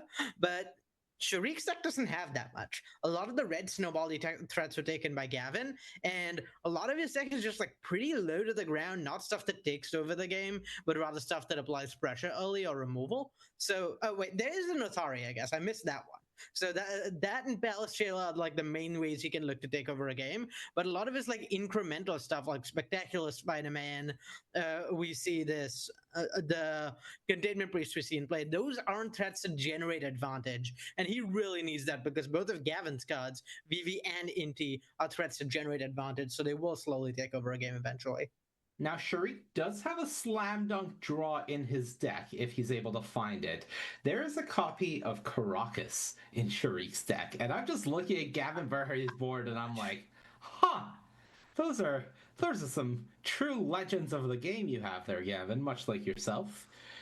All right, so as Gavin thinks about what the play is here, how well do you think Gavin is positioned to take control of this game from this spot? I think it really depends. I think it's really almost out of his control. I think he's pretty well set up, but he really needs to find a way to. He really needs to find a way to, like, generate an actual clock. Both of his threats are like pretty possible. Never mind. Now he's got a clock. So I think Gavin's actually really well set up to take over this game. He's pretty far ahead on board and applying a lot of pressure. And these red-white decks are pretty bad on the defensive. And I gotta say, Talon Gates and Madara doing a lot of work there in forcing an awkward activation from the Mother of Runes and resulting in Gavin having a window to use that Galvanic Discharge to clear it off. And really, I would say the Mother of Runes was the only thing Shariq had going for him in this spot. So with that being removed, it does feel like, oh my god, all lands. It is an inevitability as Gavin Verhey takes the first game of this semifinals, and not the start Shariq Moore was hoping to see, given how good the first few turns of that game could have looked. Yeah, these white decks all look slightly different from each other, and they have different matchups and aspects of decks that they line up well against. And unfortunately, I don't think Shariq's lines up that well against the super assertive stuff from Gavin. Shariq's deck has its strengths in having stuff like Mother of Runes that protects against removal, and having things like Containment Priest and really efficient removal of your own to deal with like decks that are ramping up into one big Haymaker threat, whether it's by reanimating it or like playing mana ramp and then casting it. So that leaves him pretty awkwardly set up against Gavin's like hyper efficient threats, since he doesn't have threats of his own to snowball and kind of go over the top of Gavin's deck. That's a lot of what the white decks can often provide. These white red decks in general, particularly when you have power like a Mox, you slam these 3, 4, 5 mana Haymakers, and those take over the game, and that's kind of your strength in this matchup. And Shariq just doesn't have that many cards to play into that play pattern, and instead has a lot of cards that are just like high rate, like good at doing some niche job, which is not what you want against Gavin. You want snowballing threats. You don't want incremental advantage. Yeah, we'll see if he can find a better hand. It's going to be hard not to, given the flooding of the previous game for game 2. But some of the cards that I can see in this list that could be pretty exciting if he is able to actually find them. Flage, extremely powerful, going to be an absolute haymaker in the matchup. Fable of the Mirror Breaker. And again, that Caracas, if he can draw it, that can do a lot of work in this matchup. Yeah, and let's not. Yeah, I don't want to sell Shariq's chances yet short. He is a worse setup version of Red White for this matchup. I still believe he's quite favored in this matchup, in that he was the only one of the only white drops to the table. His deck is incredibly strong. It's just a matter of how favored he is, and things matching up a little awkwardly mean he's less favored than another similar deck might be. Wee woo, Caracas alert. I see Caracas in Shariq's hand. I already like his chances infinitely more for this game, as Gavin's deck is quite heavy on the legends. I actually noticed this when we were going through it, but in his 2-drop slot alone, Jace, Karizev, Malcolm, Gao, and Inti are all legends, I believe. And that was a snowbally threat. Yeah, Ocelot Pride gone, immediately costing 2 cards out of Gavin's hand. So this is Very much a much better start for Sharik, and I see Gavin has one of those legendary 2-drops, Jace Vryn's Prodigy, in hand. So this Karakas is going to do a lot of work. Yeah, and I mean, getting your 1-drop fast feels so good, right? Feels amazing. It's like, it's almost better than like living and snowballing. It's like, oh, you have to give up 2 cards and like one of your premier pieces of interaction for something that cost me 1 mana. Yeah, it just feels like almost a super villain rant kind of accomplishment there, where you just truly feel like you have done something diabolical. Flipping up the reprieve there is such a funny hit for the Urza's Bauble. Yeah, it does get some information, and it is going to be Chase Vryn's Prodigy, but that meets the reprieve anyways. Sharik just knowing that he has given that information and finding the red mana that he was looking for in order to start developing onto the board here. Yeah, it reprieve like a much weaker card when it's face up, so it makes sense to do it there, try and cantrip, trying to find like mana for your other threats, rather than just try and let the Jace resolve and Karakas it on the next turn. Yeah, and I do believe he, if I'm not mistaken, also has Palace Jailer in hand. So getting Kellen onto the battlefield and having Palace Jailer in hand to become the Monarch next turn is a massive line for Sharik. Yeah, Palace Jailer in hand seems so strong here. Especially because Gavin went for Amped Raptor rather than the Jace from the previous turn. This is what you're hoping to hit with your Palace Jailer in order to be able to then use Karakas to keep the Jace at bay. So this is the ideal scenario from Sharik. The Amped Raptor misses hitting Lelia, and it does feel like everything is coming together now for Sharik. Yeah, this is kind of perfect. You even know that Gavin doesn't have a false in hand. Yep. And Raptor hitting Lilia, I think that might be Gavin's only. No, there's a Screaming Nemesis as the other hasty threat. It's one of 2 hasty threats. And here we go. I am the Monarch. I have the card advantage engine now. You have no board, and Sharik has done a masterful job of drawing lands that are not Karakas in order to hide this Karakas for as long as possible. And that means that Gavin is still unaware of it. So it is going to be a surprise when Gavin eventually deploys a legendary threat, whether that is this Jace Vryn's Prodigy that Sharik knows about or something like a Vivi that we know about.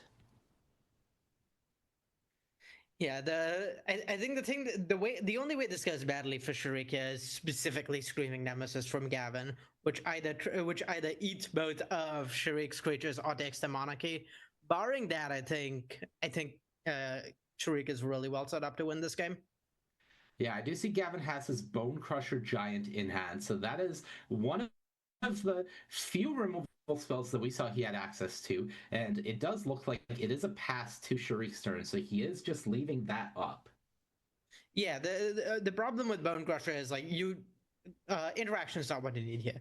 You need to deal with the Palace Jailer or you're in a lot. You need to deal with the Monarchy or you're in a lot of trouble. And dealing with the Palace Jailer, a reminder for viewers, since I see people forget this on Magic Online pretty frequently, killing the Palace Jailer does not bring your creature back. You have to get the Monarchy back, and without creatures to do it, it just seems kind of impossible for Gavin's deck to keep up with what Sharik's doing, given Sharik's threats are more efficient, snowballier, and he already has more deployed to the board. It would genuinely be more apt to put the Amped Raptor under the Monarch token or Monarch emblem than the Palace Jailer, considering the condition that exists for Gavin to get that back. All right, Sharik kick things off with a Luminarch Aspirant, and by trying to go to combat and forcing Gavin to either Bone Crusher the Luminarch now, or Bone Crusher in response to the trigger targeting the Palace Jailer, if that's what Sharik wants to do. He is making life as awkward as possible for Gavin in the spot. Yeah, and this is one of the issues with Gavin's deck is like it's pretty close to mono red deck. It has a bunch of cheap threats that apply a lot of pressure, but don't necessarily snowball card advantage or resources. And decks like that play really badly from behind is the main issue because the opponents who are ahead are also accumulating resources in addition to the damage they're dealing, and your creatures are much better at attacking than they are at blocking. So pretty awkward spot for Gavin here.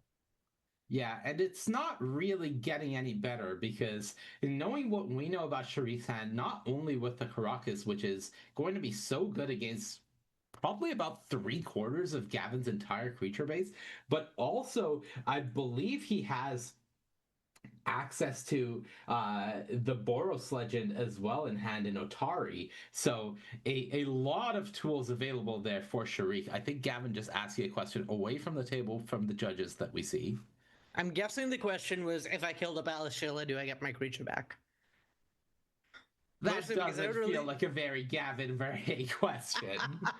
just making extra show. I don't know. I always like to ask judges questions when there's like when there's even a 2% chance for me to be wrong. Just asking is free, so that's like the mark of a great player, right? Just making sure that not being worried about having egg on your face, not being worried about like misunderstanding, just asking to be safe. Because if you misunderstand, that's so much worse for you than if you like assume and then miss something as a result. Absolutely true. And the cat Ruckus is out of the bag. The lad has been played. I am very embarrassed about that pun, but here we are. And Gavin on the end step will opt to fire off Malcolm here rather than Bone Crusher Giants. So this was the play that was giving Gavin hesitation, and Sharik immediately draws a get lost from the Monarch trigger to get rid of the Malcolm rather than futz around with this Caracas trying to bounce it back to hand. Is the Caracas in play? Is that what the untapped land is? It is, yes. Yeah, it's right. I have trouble recognizing the old art sometimes, and No, absolutely. I'm used to the one on Magic Online. But yeah, that's absolutely brutal. Not only is like we know how much of Gavin's hand and deck is legends. Not only is he like so far behind on board, I think this game would probably feel pretty unwinnable to Gavin if there wasn't a Caracas in play. And given the Caracas is in play, it seems nigh impossible for him to mount a comeback. Again, it's probably just down to Screaming Nemesis. I think that's the only card in Gavin's deck that could present a credible threat here. Yeah, so while Gavin's looking at his options here, I'm going to do a little quick maths here. 9, 10. Gavin has 15 creatures in his deck. Of those 15 creatures, 7 of them are legends. So just about half of the threat force in his deck is completely shut off by Caracas. I have bad news for Gavin, which is the out I kept talking about, a Screaming Nemesis, no longer an out. Because if Gavin plays Screaming Nemesis, attacks with it, Sharik can just block with his own Kellen and bounce it with Caracas. It's true. And then there's no redirection trigger, there's no monarchy stealing.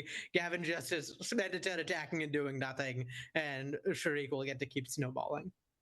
Right, and Gavin could deploy Karazev or Jace from what I see in his hand right now. Or he could force Sharik's hand by starting off with Stomp here on the Luminarch Aspirant. You don't really want to target the Kellen because, as you said, Caracas is there. So Stomp, Aspirant down, and Bone Crusher deployed. You don't want to play the legend, so this is what you have to do. Gavin passes the turn back, but it does feel like the Luminarch's damage, quote unquote, is already done, making this Palace Jailer a 3/3 to contest this Bone Crusher. Yeah, Palace Jailer can contest the Bone Crusher. Kellen can technically eat the Bone Crusher by becoming a 3/2 double striker. Not looking good for Gavin. No, and we know again that Otari is also in is also in Sharik's hand, so could just deploy that here with Caracas still available back to both threaten Gavin's legends and protect Otari or Kellen now. Yeah, Atari to Atari is such a snowbally threat that it's basically impossible to beat on the back foot. And the fact that Gavin has to deal with that plus the monarchy makes me feel really doubtful of his chances. Yeah, I think. Fortunately, Rebel is not one of the types Skellen turns into, so at least Gavin can maybe kill this Atari. I mean, yeah. Sort of. There is still the Caracas. Yeah, there's the Caracas to protect it, and the Rebel token that Otari makes, but obviously that gets eaten by the Bone Crusher Giant.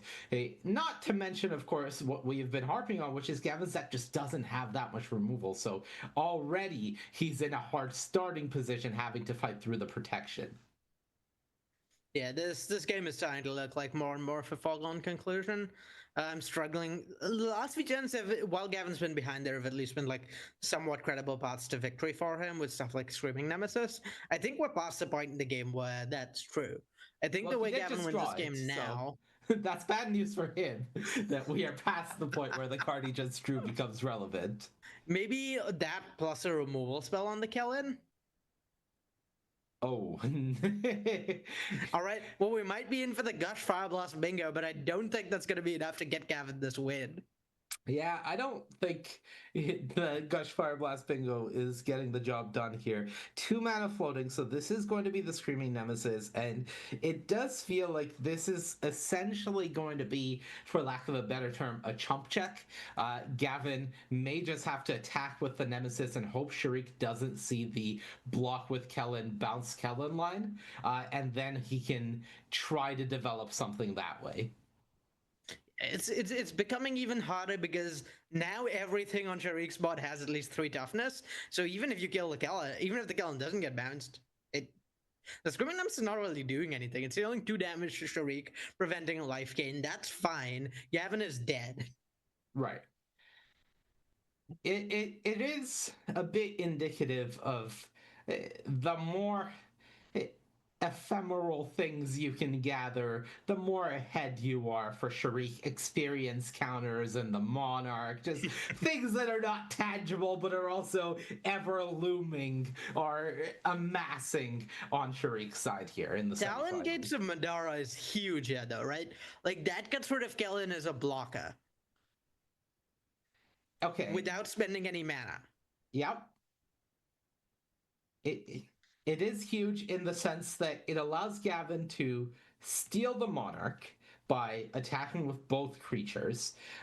Ultimately, Sharik can just put Palace Jailer in front of the Bone Crusher, say, okay, I take the 3, you get the Monarch for a card, and I can't gain life anymore, but I still have Atari alive, and what are you going to do about that? Yeah, I don't believe... I don't believe Sharik even loses the ability to gain life. That's only if the from the trigger, of course, yeah. Yes.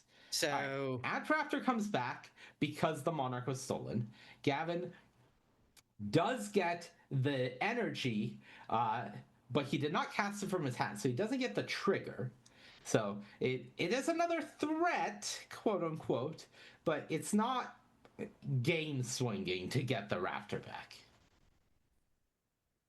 Yeah, if the Raptor not be like, had we not caught the issue with Antraptor, where if it didn't have the cast condition, it let you change other copies with itself, I could see evasion in that world where Gavin could get back here with casting a spell, like casting a free spell or 2. But yeah, he's just pretty far behind. I think he needs like a removal for the Atari, possibly. Not that would actually get rid of the Atari, but it might buy him a turn, which is kind of nice. But yeah, I'm going to speak on behalf of Magic players everywhere. Thank you for catching that issue. Anytime. Really appreciate that bullet being dodged here. As post-combat, it is Dragon's Rage Chandler. Gavin's still looking at multiple legendary threats that he is not able to safely deploy in the face of a Caracas. Map token being popped, and it is City of Traders hit off the map token. So Gavin's hand is 4 lands, 2 legendary creatures at the moment. Yeah, now, Sharik is in like a slightly awkward position here, where the Atari can be like, traded with by the Darcy, and so if Sharik has like absolutely zero cards of any relevance whatsoever in hand, then he could be in a little bit of trouble. I doubt that's the case, but you know, it's technically possible. Yep. All right, so Gavin pops the second map token, hits another land, so has to discard to hand size at end step, island being discarded. Kellen phases back in, and we are off to Sharik's turn, where we know that's a containment priest. That joins the Kellen and Otari on the battlefield. I believe that's an Ajani in hand as well as a Oh my Legion God. Extruder, if I'm not mistaken. A Johnny here seems like game, just on its own, because uh, just just threatening to flip that with any attack and having just a pile of creatures in play seems really tough. And then I believe Legion Extruder can hit your own creatures, so Sharik might even be able to engineer an Ajani flip. Right. So thinking about the lines to go about it here, we are operating safely under the assumption that Darcy is in fact delirious and is in the air here. Yeah, I think what Sharik is thinking about is whether he can kill Gavin. Right, and which is not a good thing to have your opponent thinking about. No, you don't love to see it if you're a Gavin Verhey fan. Legion Extruder does come down and Raptor into the yard. So if the Atari gets blocked, that's 10 damage, which is not 11. 10 is not 11. However, both rebels will be living in this situation. Yeah, that's the thing. That like because of how much Gavin's deck struggles on the back foot because of the lack of removal, it's really hard to imagine Gavin coming back when there's a swing like this. Right. Sharik will still be at a very safe life total. We'll get the Monarch back for this turn. So Gavin, in a position where he is on the back foot and wants to be defensive, will be forced to attack with the Nemesis if he wants to draw more cards to get the Monarch back. And it really does feel like a situation where Gavin has no real options available to him. Yeah, like this is part of the cost you pay by playing a deck like this, right? We've seen decks like these Reanimator, these Tinker decks all weekend, all evening, so to speak, with what Abe was playing, with what Michael was playing. These decks have these really powerful turns where you can play these threats that basically win the game on their own or solo the game and rely on those to win. And this is the cost you pay of playing like this more assertive deck, this deck that can end the game quickly, is when it comes to a spot like this and you're on the back foot, there just aren't cards in your deck that can swing the deck to that the game to that extent. All right, so Sharif saying that I'm okay with you just taking 6 here.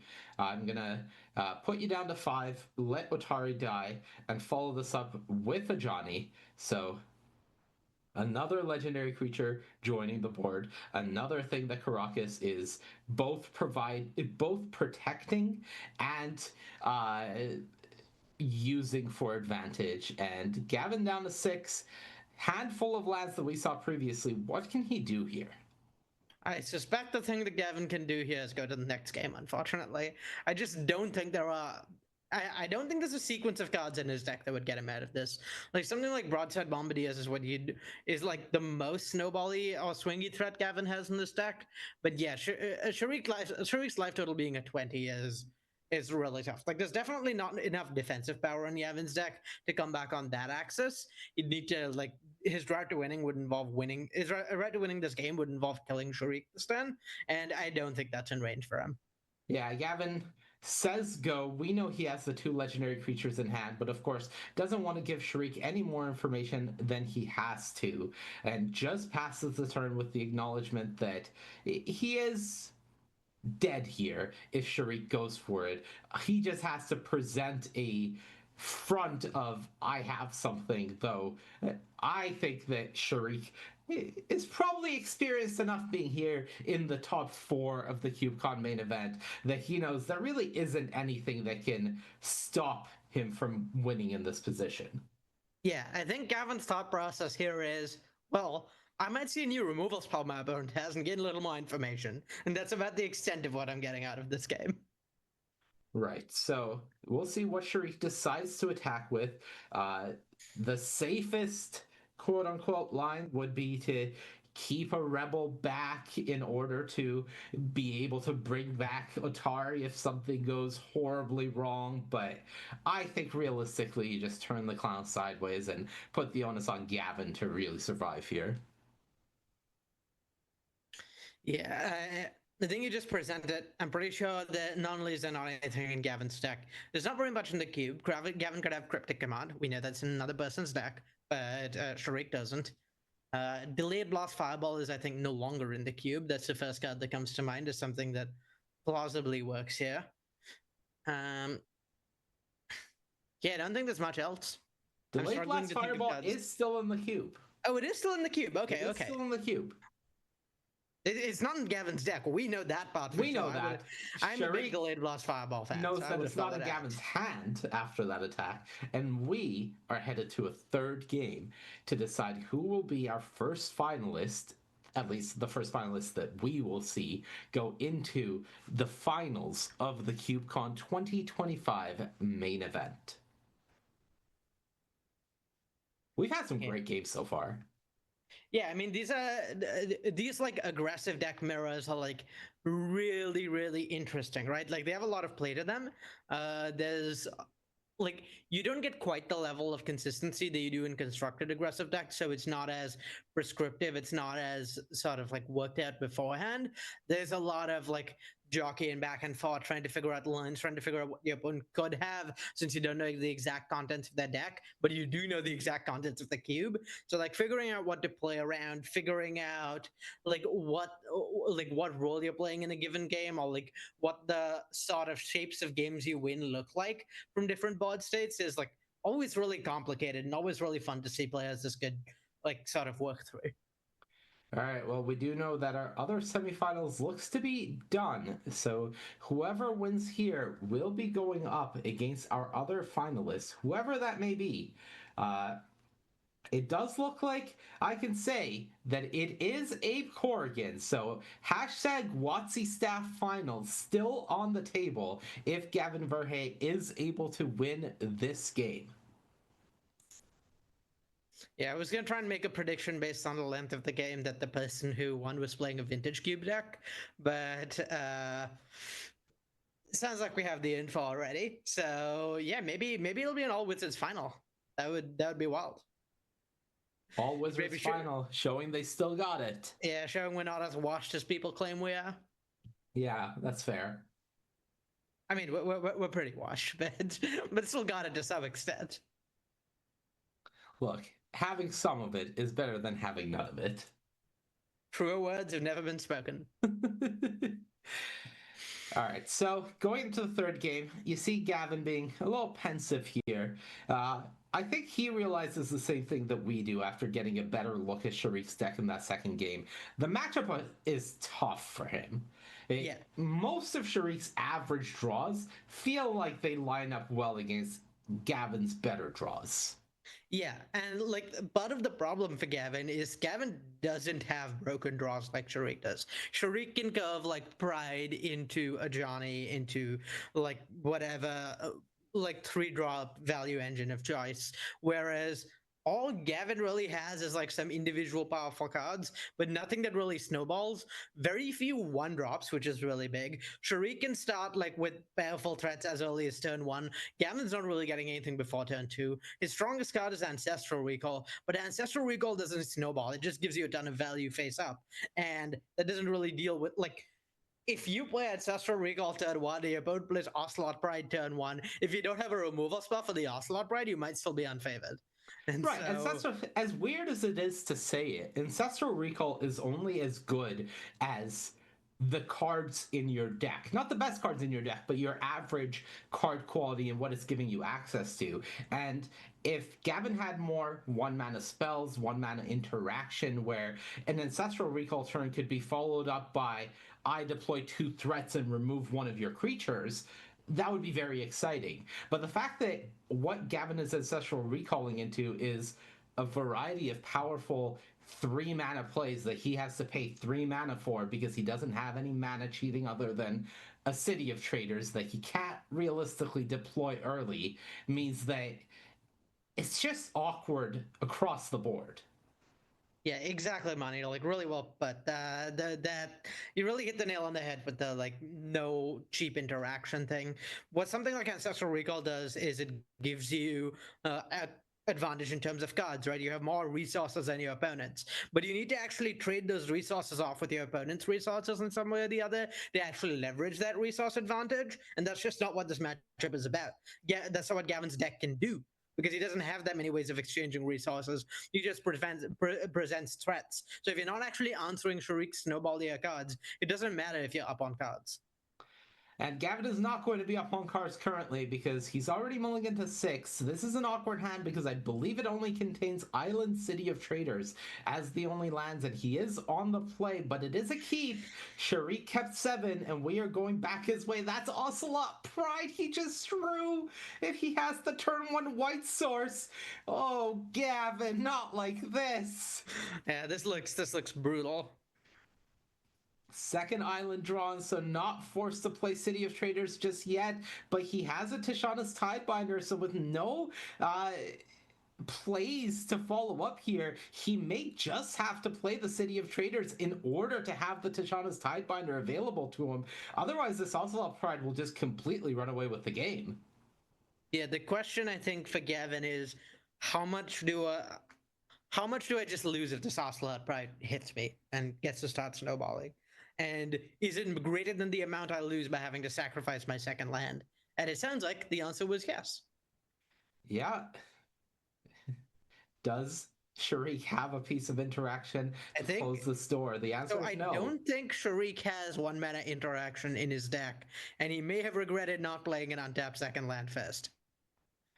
Yeah, so step 1 is get the Ocelot Pride off the board. Gavin hasn't drawn a red source, so can deploy Malcolm here, but I think he has to say goodbye to the City of Traders because the first time he draws a mountain, he needs to slam it into play anyways, so he may as well start developing more lands. Yeah, it's really awkward. I don't think Gavin has very many spells that cost more than 4 in his deck, so it's really not much of a cost to playing out the second island here. Does Gavin have another spell he can cast with the extra mana off of playing an island here is the question. I believe his hand is currently 2 islands, a Malcolm, and the remaining 2 cards are red as far as I can tell. I don't know what they are, but they are red. I will say, coming from primarily casting the Pro Tour at this point, it is an adjustment for me going back to the side-to-side view versus the top-down. So I'm doing my best to get a glimpse of the side hands here, but it's not always the easiest. Well, I appreciate your help because you're way better at that than I am. I would not have been able to tell you any of the cards in Gavin's hand. Look, we do what we can. All right, Gavin still in the tank as we try to find out what his line is going to be, and he decides not to play the island. How do you feel about that choice from him here? I think it makes sense. It's not really getting him closer to multi-spelling, and so there's like not really that much of a reason to do it. And if he hits a mountain next turn, like say he hits mountain and wants to cast like 2-drop plus 2-drop in some way, shape, or form, then he would be much better set up to do that if he had if he has City of Traders as opposed to Island play, which would only give him 3 mana next turn. At some point, he's got to kind of bite the bullet and not and like sacrifice the City of Traders to start developing his mana for a longer game. But I don't think he's at that point yet, and his curve is low enough that like I think there's a pretty decent chance he wants to end up casting 2-drop next turn, given he's going to be cantripping with he's going to be looting with Malcolm, so looking at a few new cards. All right, well, it was both creatures coming in after Detective's Phoenix joined the battlefield. Tidebinder traded off there with the creature from the Descendant of Storms from Sharik.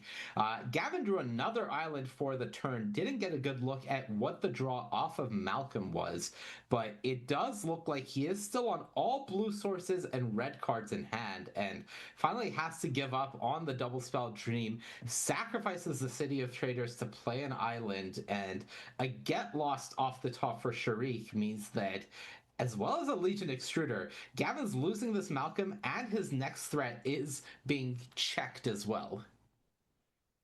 Yeah, it's like it's an important turning point for Sharik, where at this point he really needs more interact. He really needs he really needed another threat, and he had it with Luminarch Aspirant. If he was out of gas, he could have kind of fallen behind to that brutal like turn 2 Tishana's Tidebinder eats the Ocelot Pride. But yeah, since he didn't have it, since he did have it, since he had another threat, it's looking pretty tough for Gavin with all these missed lands. Yeah, he did draw a mountain, so that was step 1 for him. The question is, what can he do in this turn? The fact that Sharik didn't clear off the Malcolm means that Gavin has the ability to at least draw another card and hope to continue shaping his hand. But we'll see where his turn goes. I haven't actually gotten a good look at what the red cards in his hand are. I think one of them may be an Inti. What Gavin really is hoping for is to have that Bone Crusher Giant in hand here. If he has that and he can remove this Luminarch Aspirant, I would say that the game is still very much within reach. Yeah, I think interaction is the main thing Gavin wants here. Of course, he doesn't know that, but the reason interaction matters so much is because of the removal that Sharik has in hand. Ooh.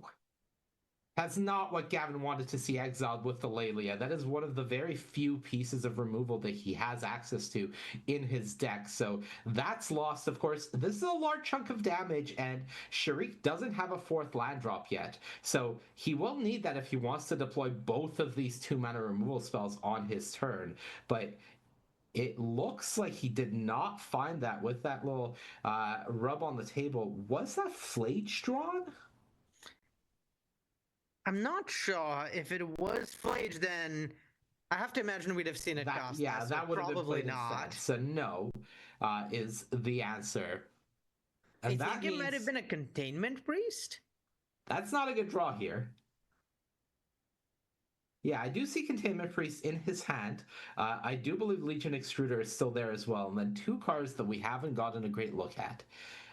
This game's not over. Gavin still has a grip of cards. Sharik, because of the awkward missing of the 4th land drop, hasn't been able to answer this Malcolm on either of the previous turns, prioritizing developing Luminarch Aspirant the previous turn, and then this turn having to get rid of Lelia, because that card can just completely steal the game on its own. And that means that Gavin has another turn where now he has all these lands that he still had access to. He could develop here. Yeah, and the thing I think Gavin most wants to see here is some sort of interaction, some sort of counterspell, something to protect the Malcolm, because this part doesn't come up on Malcolm very often, but we're pretty close to Malcolm getting the 4 Chorus Counters it needs to free cast the card it discards. In fact, we're exactly one more turn of it surviving away from that. Right. Malcolm does get the chorus counter, and then the resolution of the ability comes with the discard. And that means that on the next successful connection from Malcolm, he gets to cast the card for free for Gavin. So we'll see how that goes. It is Inti pre-combat, so now a lot of card sorting and selection available for Gavin to try to bring this together. And what looked like a very shaky start and a very, I'm not going to say questionable, but awkward keep from Gavin in the island Tishana's Tidebinder has now resulted in a very all-in position here.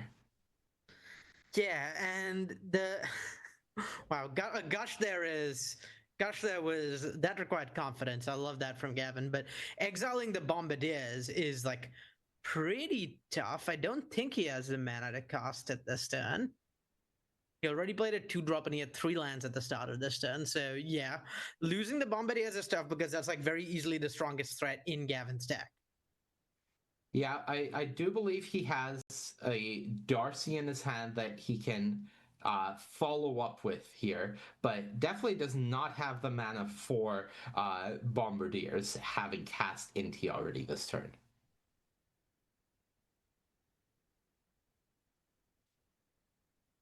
Still has access to those 2 map counters.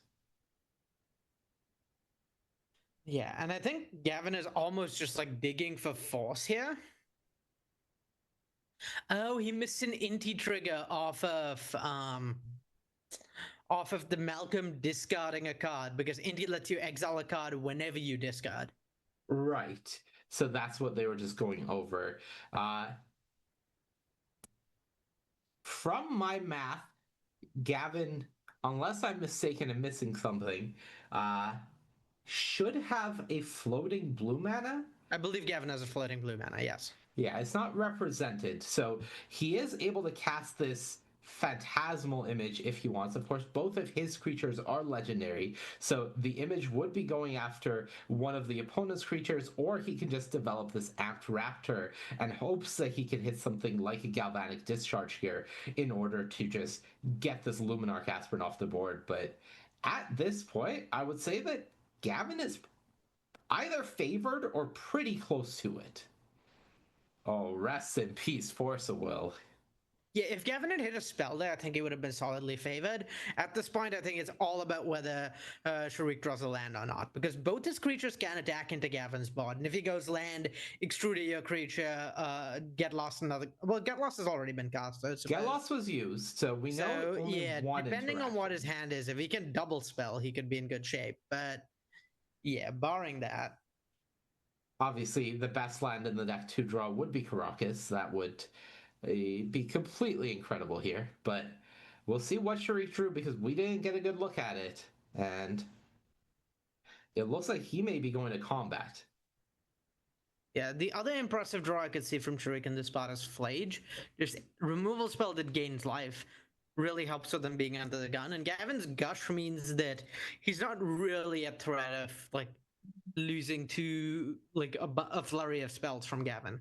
Yeah, I believe Sharik drew Cathar Commando for the turn. I do also believe one of the cards in hand is Parallax Wave. So we could see Sharik slow things down and just try to play defensively, hope that he can block Gavin this turn with his creatures, then go Containment Priest into hopefully draw a land Parallax Wave. But I think continuing to be aggressive and then just Legion Extruder the Malcolm and say, I'm at 9, you're on 2 lands, I'm not worried about dying here a statistically relevant amount of the time. This is how I need to play this game. Yeah, the fact that so kind of the whole ball game changed when Gavin exiled the Broadside Bombardiers from his deck, because that made it impossible for him to kill from this spot, right?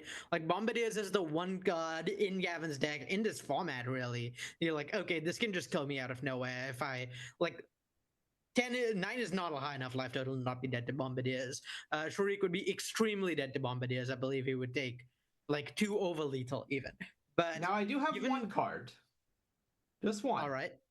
If Sharik is at 9 and Gavin draws his Fire Blast, Inti discard would put him at 5 power coming through, and then Fire Blast is the final 4.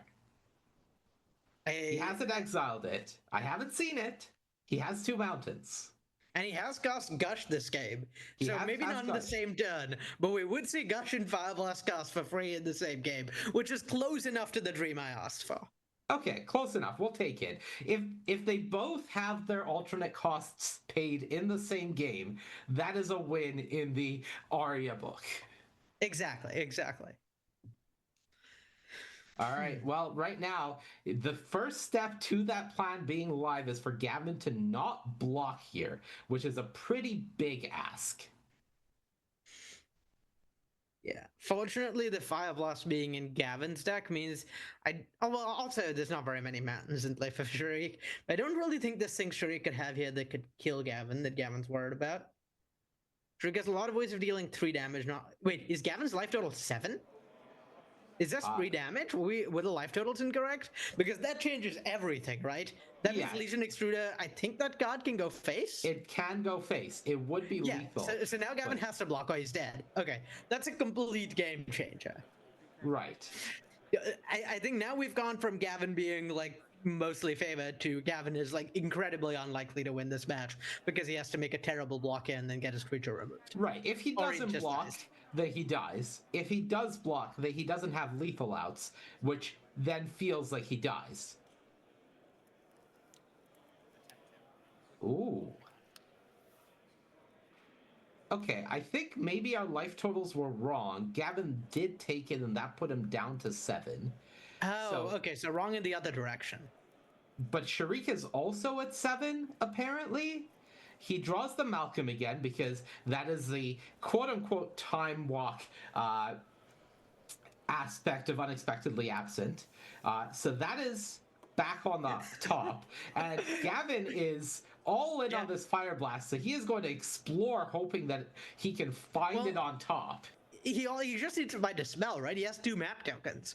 That puts 2 counters on Inti, gets it up to 6. Attack, put a counter on Inti, gets it up to 7. That is lethal if there's a non-land on top of his deck. That's a land. Oh my god, that's brutal. Okay, so now he's on Fire Blast or Bust. Yeah, Gavin was like solidly over 50% to just win the game on the spot there. Yeah.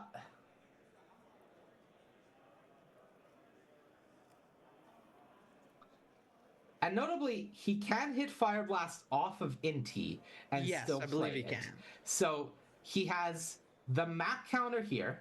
That's 1 card. It's the Inti discard to get another one. That's 2 looks. So he has 2 more looks at Fire Blast, and by my math, that is the only lethal out here. Well, he can also take a more conservative line, right? Because Inti attacks, hits for 3, so Fire Blasts are still lethal. They can just try and, like, block both of Sharik's creatures. Yep. Okay.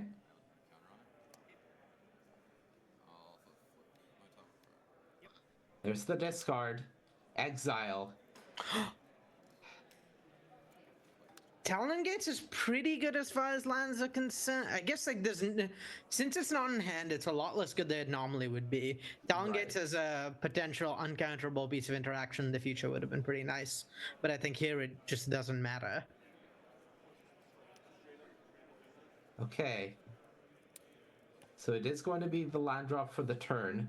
Sharik took the 3 damage, down to 5. Well, one of these life totals is wrong. Either the 7 we were looking at previously or the 5 now, but something is wrong, I believe.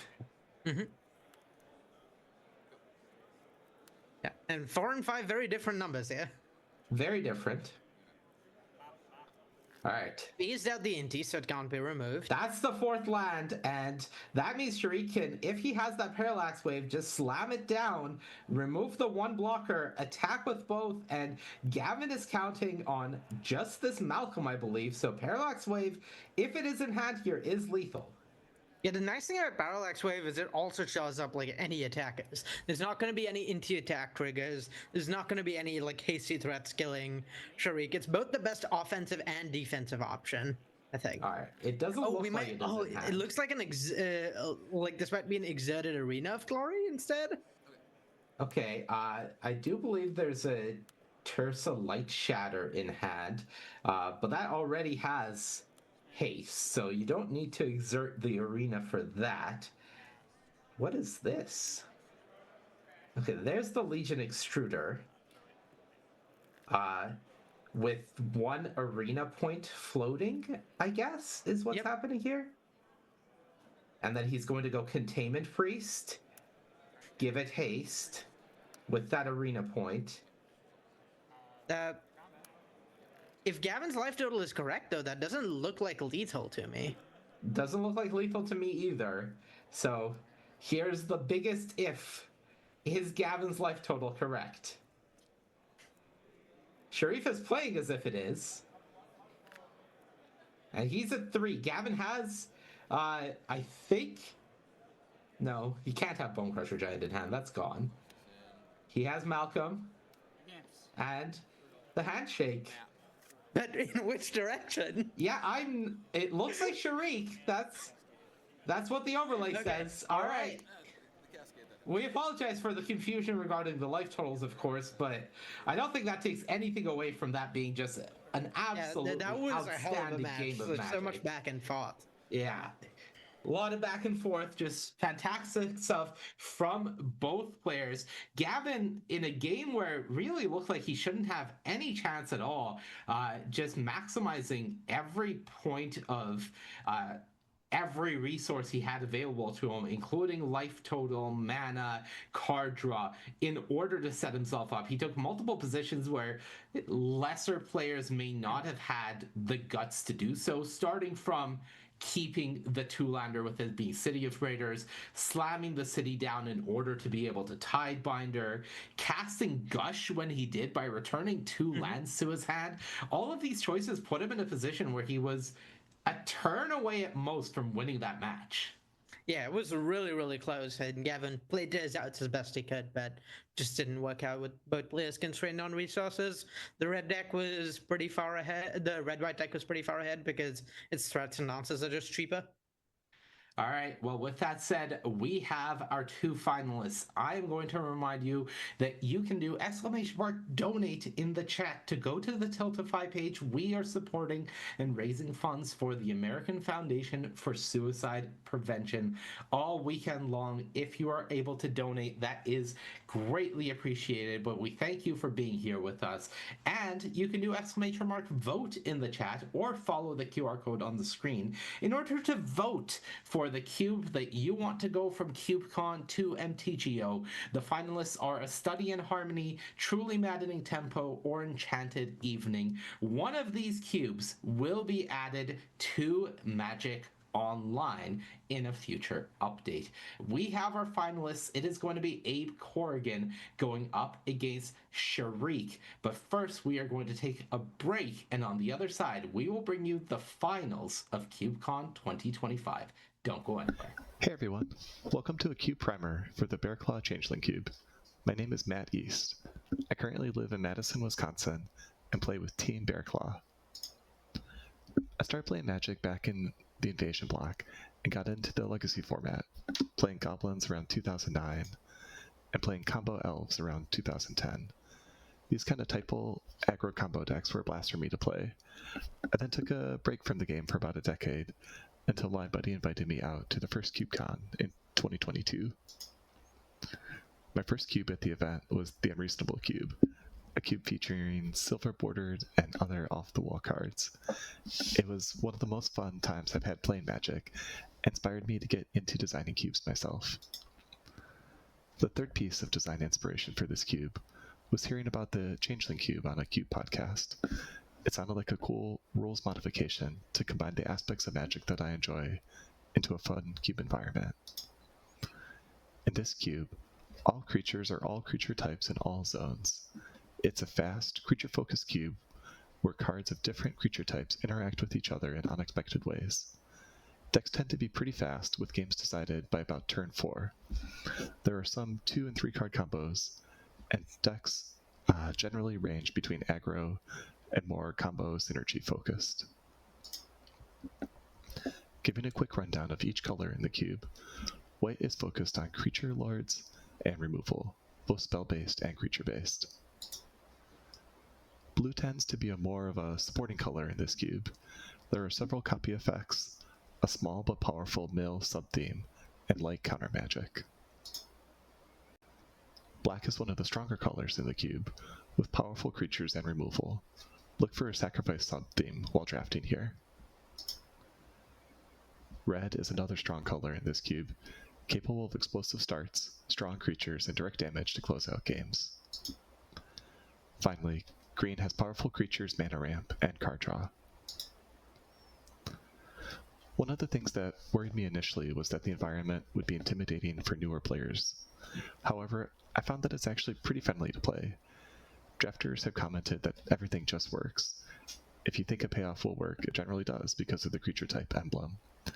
To help call attention to any creatures that don't work the way that you'd expect, perhaps by counting all creatures rather than just yours. I've added markings to the cards themselves. My goal is that no games are lost because players don't understand how a card interacted with the board. The cube also uses a straightforward mana base to help drafters focus on the creature interactions. There are 4 of each check land to allow for 2 to 3 color decks without the need to shuffle as often. It also contains 6 secluded courtyards to emphasize casting creatures enabled by the emblem.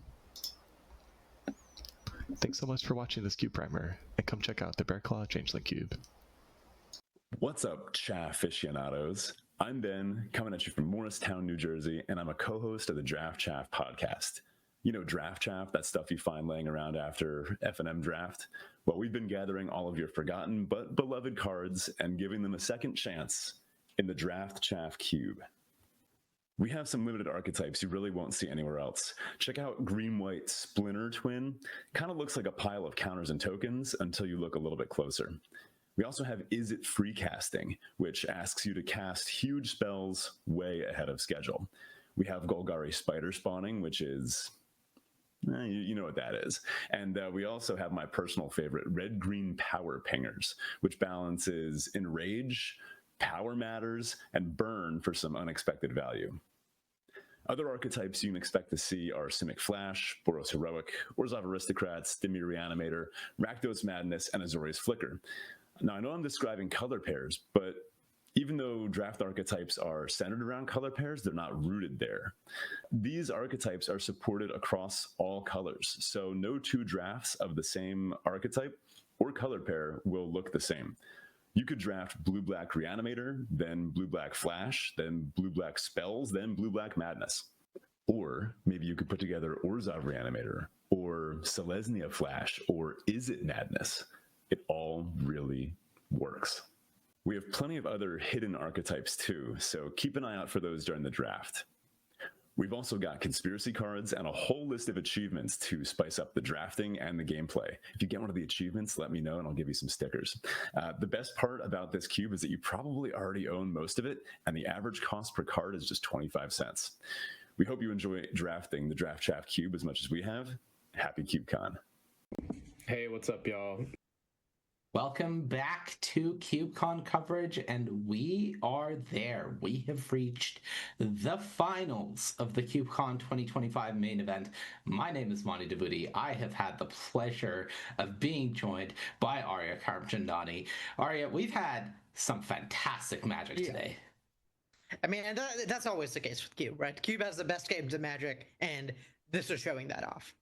Yeah, and I would say that you and I are the envy of the rest of our wonderful caster team, because we are the lucky ones that get to cast the finals of CubeCon 2025, which means we get to cast the Vintage Cube. The MTGO Vintage Cube is many of our favorite cubes, the one that we have had the most experience playing with, and it has truly delivered in terms of just some really explosive back and forth Magic in the hands of some of the best cube players in the world.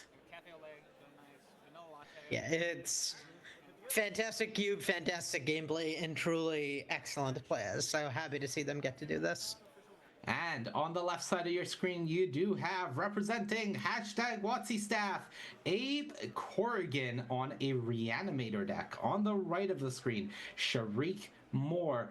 Both players with 3 trophies throughout the course of the weekend, playing for their 4th here in this finals. And Sharik is on this Boros aggressive deck that we saw him play in the semifinals against Gavin Verhey, and it has looked incredibly impressive.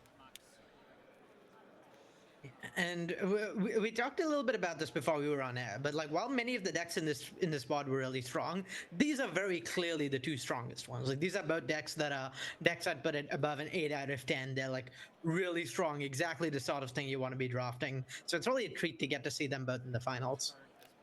All right, so turn 2, we'll see Mox Sapphire hitting the board to fuel out a Tursa, or Tursa Light Shatter, and that is protected by Mother of Runes, so it is time for Tursa to get in there. Yeah, unfortunately for Sharik, this is like his best bet against Abe is having some sort of like interaction point for the cheaty stuff Abe is doing, and there doesn't seem to be any of that. Like something like Containment Priest is far and away his most important tool here, and so while he has like a pretty strong start with the Mox, I worry a little for him that it will lose pretty badly to an Atali if it's reanimated immediately. All right, so I need your expertise here. We're going to do a little psychological analysis. Tursa only discarded one card from Sharik. What does that tell you if you're in Abe's position, knowing the makeup of your deck versus what Sharik's hand could possibly be here? It just means Sharik's hand is really strong, probably in a proactive way, but I guess Abe doesn't need to worry about that anymore, because now he knows. Now he knows, but he doesn't get anything. Sharik has 2 flash creatures in... Which Spider-Man was that? Spectacular? Yeah, I believe that's Spectacular Spider-Man. 87%. All right. You know what? 87 is good enough, as well as Cathar Commando. And the Commando being an answer to the currency converter here is definitely something that Abe is not going to be ecstatic about. One issue that you can already see from Abe's position, no blue mana currently. Yeah, it's also pretty important. It's also at least something of a saving grace for Abe that he knows about the Cathar Commando. If he didn't know about it, he might have ended up tapping the currency converter to loot at some point, and at that point you can play Cathar Commando, kill the currency converter, and the Atali is gone forever, and Abe can't put it in his graveyard. But yeah, fortunately the timing worked out such they didn't get the Atali trapped under there. All right, Atali is in the yard. Animate Dead is drawn, but the question is, for Sharik, did he draw that priest? Yeah, Containment priest, excuse me.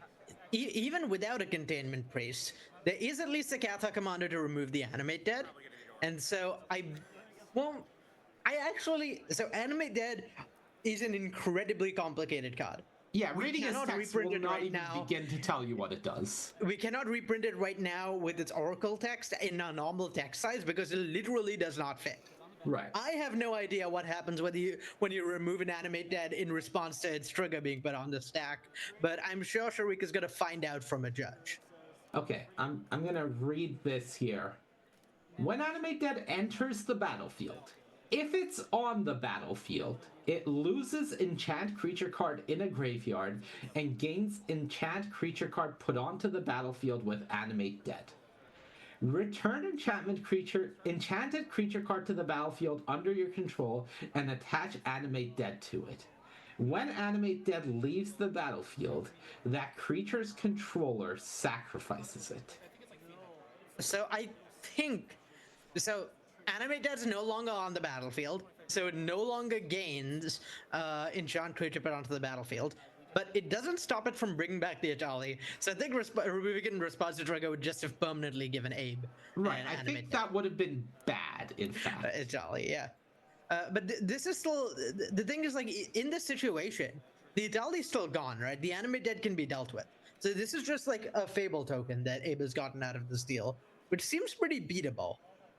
Beatable, but, giving your Reanimator opponent Fable to discard 2 cards from their hand that go under a currency converter and get 2 new cards and, return as reflection of Kiki Jiki. It's not exciting if you're in Sharik's position, but it is beatable, which can't be said about a lot of things Atali could have hit there.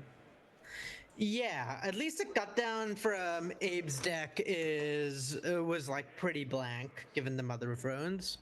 Yeah, and it was particularly blank there in the sense that you forced Abe to use it in a position where it doesn't look like he's actually going to be able to continue threatening the Mother. So that's just one of his few answers to Mother of Runes gone, when he's likely going to be relying on casting 2 of them together in order to really deal with that card. Mm-hmm. And I want to take this moment to point out something that I wasn't sure of, so I had to go look up. Fortunately for Abe, the Fable does return under his control and not under Sharik's control. It's under your control, not its owner's control. One of the few genres of cards that have that clause rather than the reverse. Yep, so we do see that Abe goes for an attack with the zombie. Cathar Commando comes in, blocks, and then after blocking is sacrificed to destroy the animate dead. So Atali hits the bin. Getting a better look at Abe's hand, I do see a Spell Pierce there, alongside a black card and a blue card that my best guess currently is Stern Scolding. That was Caracas off the top from Sharik, if I'm not mistaken, and that's pretty good against Abe's deck. Yeah, for the most part at least. It prevents him from really effectively killing, which that is a lot, I suppose. Like Italy is Italy is certainly the worst of Abe's reanimated targets to bounce, because if Abe finds ways to keep putting Italy into play, then at least the Italy is going to get triggered. Oh no. Oh, that's the full value. I think Carnage Interpreter, That's I the want one. to say, is the card. And empties his hand, plays the Spectacular Spider-Man into the Carnage Interpreter, discards the hand that doesn't exist, and then gets 4 clue tokens. So, incredible turn from Sharik. Shields are quote-unquote down for the turn, but of course with Caracas being available, the most Abe is doing is getting some value this turn. And this is the scary thing about these Boros decks, right? Is that Abe's doing a quote-unquote unfair thing. Abe is like playing this like broken game plan that is cheating like some fundamental systems of the games to reanimate things. So theoretically, this may like you should be favored when you do that. Except like the fair game plan of this deck is competitive against what Abe's doing. Like Right. Tariq's mod is stronger than Abe's mod if he would have put Natalia or Traxide to play at this fight. And that's what's so like scary about the aggro decks in Cube, that these cheap snowbally threats can come together and prove so strong that they can compete with even the most broken starts. Now, Abe put his only island under the currency converter, so still doesn't have a permanent blue source, makes a treasure here, and can go can follow up here with the Metamorphosis Fanatic, bring the Atali back, hits his Reanimate as well, so can get the Cathar Commando if he wants, just to have more creatures on the board and continue going wide here. But it does feel like we're seeing the fact that with this Caracas, Sharik is essentially keeping Abe in check constantly. Yeah, though one thing I will note is that Metamorphosis Fanatic is kind of the one card in Abe's deck that can help solve this problem. It's just a large life-linking creature. To go toe-to-toe with most of Sharik's creatures, would probably have to double block the Interpreter to get it off the board. But it's something that can reanimate turn over turn of it. Well, it's not legendary, so it can't even be bounced. Even if it could, it would reanimate turn over turn. But it's also something that can just keep up with what Sharik's board looks like, and hold down the ground without being vulnerable to Caracas, giving Abe time to like start setting up and casting these Atalis and Atraxas with the currency converter. And if you cast Atali enough times, you will win just with triggers getting enough things from your opponent's deck. So I think that's a lot of what Abe's game plan is looking like here. Well, Sharik did just draw the Containment Priest in his deck, I believe, so that makes things a bit more awkward. Yeah. But he does not currently have an answer to the Reflection of Kiki-Jiki. So Reflection of Kiki-Jiki with the Metamorphosis Fanatic is a powerful 1/2 that Abe has access to. Well, for actually, lifelink tokens. You mentioned he drew Containment Priest, and that's a perfect card because that does also answer the Reflection of Kiki-Jiki, right? It can't return to the battlefield because Containment Priest prevents it from doing so. Does Reflection exile or does it just transform? It exiles. Oh, okay then. That is a game changer. In a world of many game changers, that is yet another game changer here. As now we see Spectacular Spider-Man take to the skies here, I believe, given flying, and That means the double block on the Carnage Interpreter, it does have Menace. It is a 5/5, as Sharik only has one card in hand currently. And he is able to save it with the Mother of Runes as Abe forces this. We do see the Cathar Commando go back to Sharik. So 3 damage gets across. And now, here is Containment Priest saying, no, no, no. I do not want you to have my reflection of Tiki Chiki. So the neat thing Abe has done here, though, is he's set up a spot where Mother of Runes was tapped on Sharik's turn. Mother of Runes being tapped on Sharik's turn means Metamorphosis Fanatic can attack and gain life. Metamorphosis Fanatic gaining life means that Ocelot Pride is going to trigger. Abe obviously will have the City's Blessing. And then on top of that, Abe can make a 2/2 with the Currency Converter, and that can also be copied with the Ocelot Pride. So now he's got his own engine going. Okay. Great. That's cool. Perfect. There's a lot of game actions taking place. There's a lot of game actions taking place. Sharik reading his own Ocelot Pride to make sure he understands how it works correctly. Okay, so Abe has the City's Blessing already. Coming into this turn, he had 10 permanents. So, well, I believe Ocelot Pride's ability needs to trigger to have the City's Blessing. Does it? I thought Ascend, just any card with Ascend immediately gave you the City's Blessing. It's been a while since I've played with the City's Blessing, but I think you're right. The blessing is active technically. Mm-hmm. Okay. So then he gets to start creating a cat token and a zombie token, in theory. In theory. In theory. Alright. Make a zombie token. Hand is Atraxa something. Itali?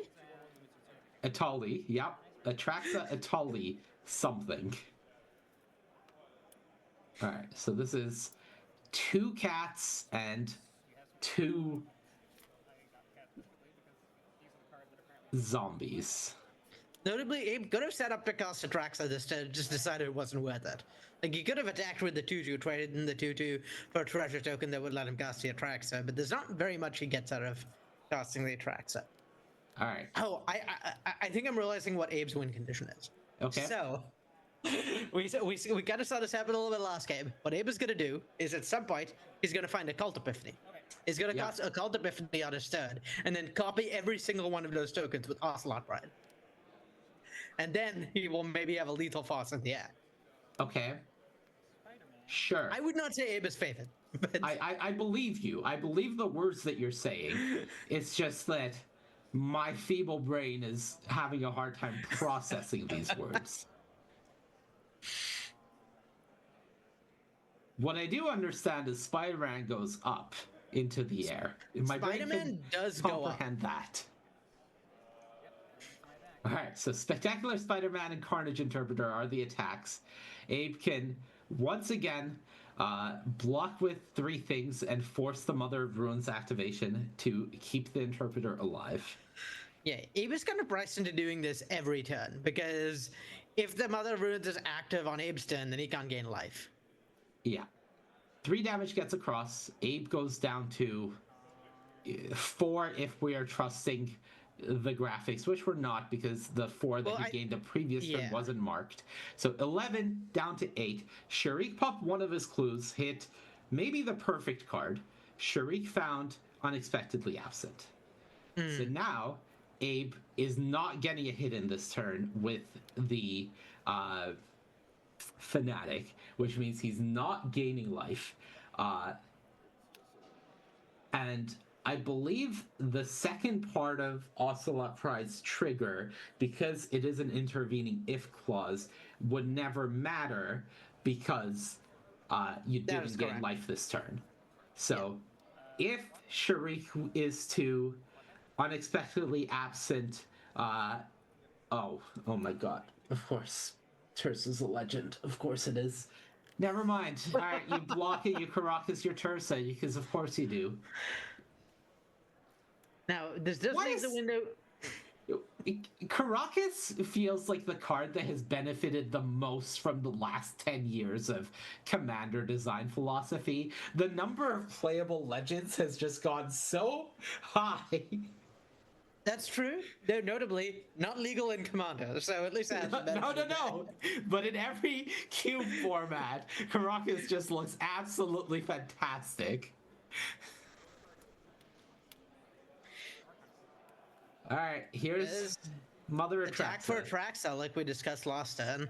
Yep. But yeah, it's not really clear to me what Abe is digging to at this point. Yeah, you mentioned the Harvester Occult of Misery is that does something. Harvester of Misery isn't in his deck. You're right. That's not a Harvester. The Harvester's in someone else's. No, that's Baleful Mastery. That's the big issue is Ape doesn't have the Harvester and Ape doesn't have the Toxic Deluge. Both of those were in Micron's deck. So the mass board wipe that he needs doesn't exist. And now Shuri can use the Caracas aggressively to bounce the Atraxa. Both of the remaining creatures need to get in front of the Carnage Interpreter. Abe is tapped out, and I don't really know if he has a way back from here, assuming he's not just dead. Yeah, Abe's at 7 here. Abe is just dead. Okay, Yeah. because Shuri bounces the Atraxa, gives the Carnage Interpreter protection from white, flies the Spider-Man, and that should be exactly. lethal.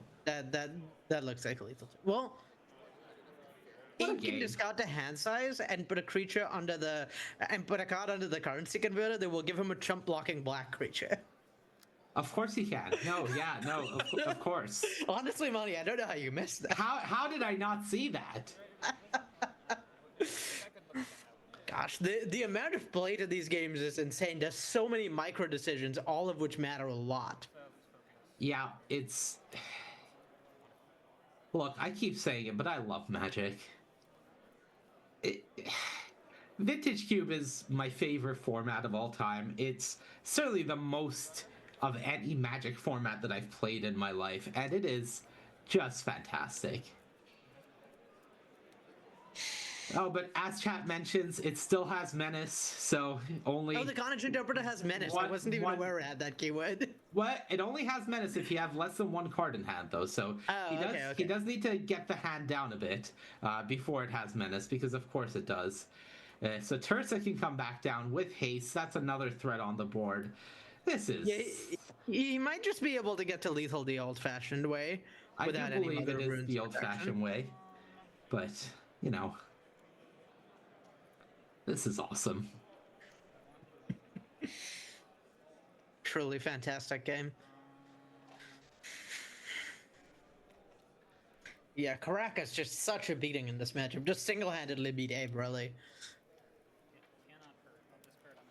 Yeah, I mean, that's the biggest issue is you've made the finals, you feel great about your deck, you have what many people I would say consider to be the most powerful in a vacuum archetype in Vintage Cube when you're able to get it together in Reanimator. I think that is the case that has held true for a very long time. And then you're facing the Caracas Containment Priest deck. And it's just like, okay, well, come on. Yeah, well, Abe is being... never mind. Yeah. I was just say Abe is being allowed to go to blocks, but I don't think that would have changed things, so... Yeah, it doesn't look like it. He did have that Baleful Mastery in hand, and it looked like the 2 mana to cast it for cheap. Maybe. I couldn't tell for sure, so maybe that's what the mother was staying up for. But all things considered, it is going to be Shuri taking that first game, and in very impressive fashion. This has been a blast to watch. While the players shuffle up and prepare for Game 2, I will remind you that all weekend long, we have been raising funds and awareness for the American Foundation for Suicide Prevention. This is a fantastic organization that we are very honored to support. There are some excellent prizes up for grabs here for donations. So if you are interested in any of those, please !donate in the chat. You are able to donate. You are able to grab one of these excellent prizes, and you can help continue to support this fantastic cause. I will also remind you that CubeCon to MTGO is going on. There are 3 cubes finalists. The winner in this vote will be added to Magic Online and will be draftable from home. A Study in Harmony, Truly Maddening Tempo, or Enchanted Evening are the options. Exclamation mark vote in chat or follow the QR code on the screen to vote for your favorite cube that you want to draft in a future MTGO update. That was game 1. That was Sharik Moore on the Boros aggressive deck taking the first game. Notably, it did take both of the incredibly powerful cards he has in the matchup to be drawn and used there.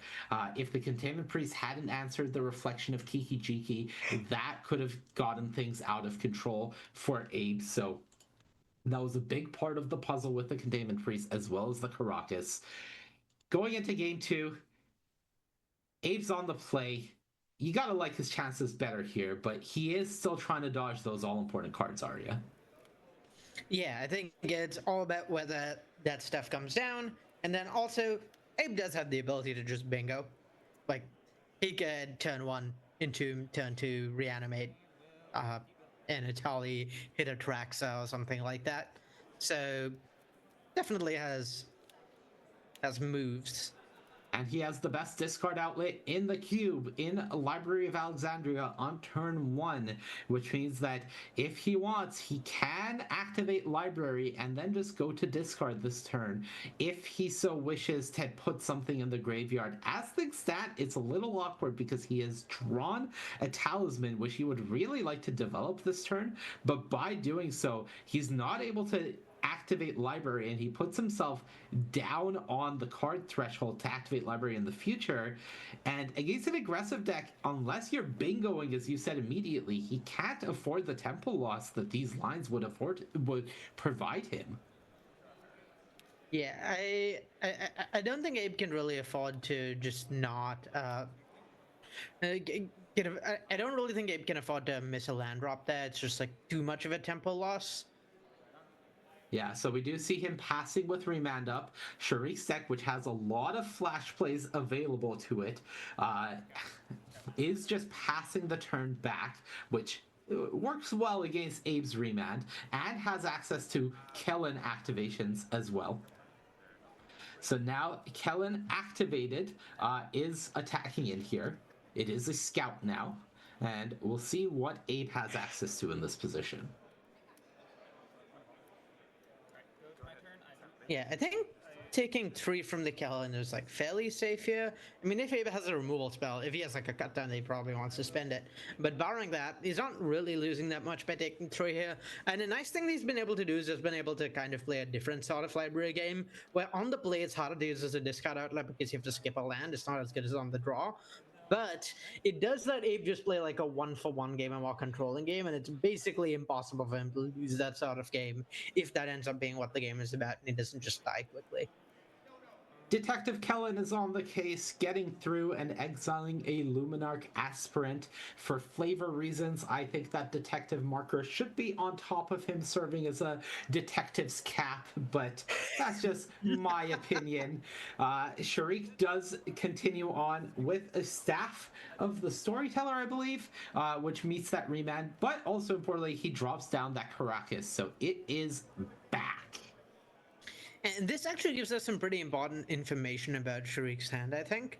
I think it speaks to maybe feeling like he needs a little more, like he's a little bit out of gas. Because if he'd had like a bunch of just more threats to play, if he didn't feel like he was running low, then there's no reason to not play the Luminarch Aspirant exiled by the Kellen. But I think recognizing maybe that he needs to get a little bit more going makes sense to play the stuff the Storyteller. So that's probably the read I'd have on his hand from Abe's position. Right, he has some concern about future turn awkwardness, so hoping to get an extra draw from the staff on that turn in order to smooth things out. But Abe's turn is going to be a draw from library, a development of the talisman, and passing things back to Sharik.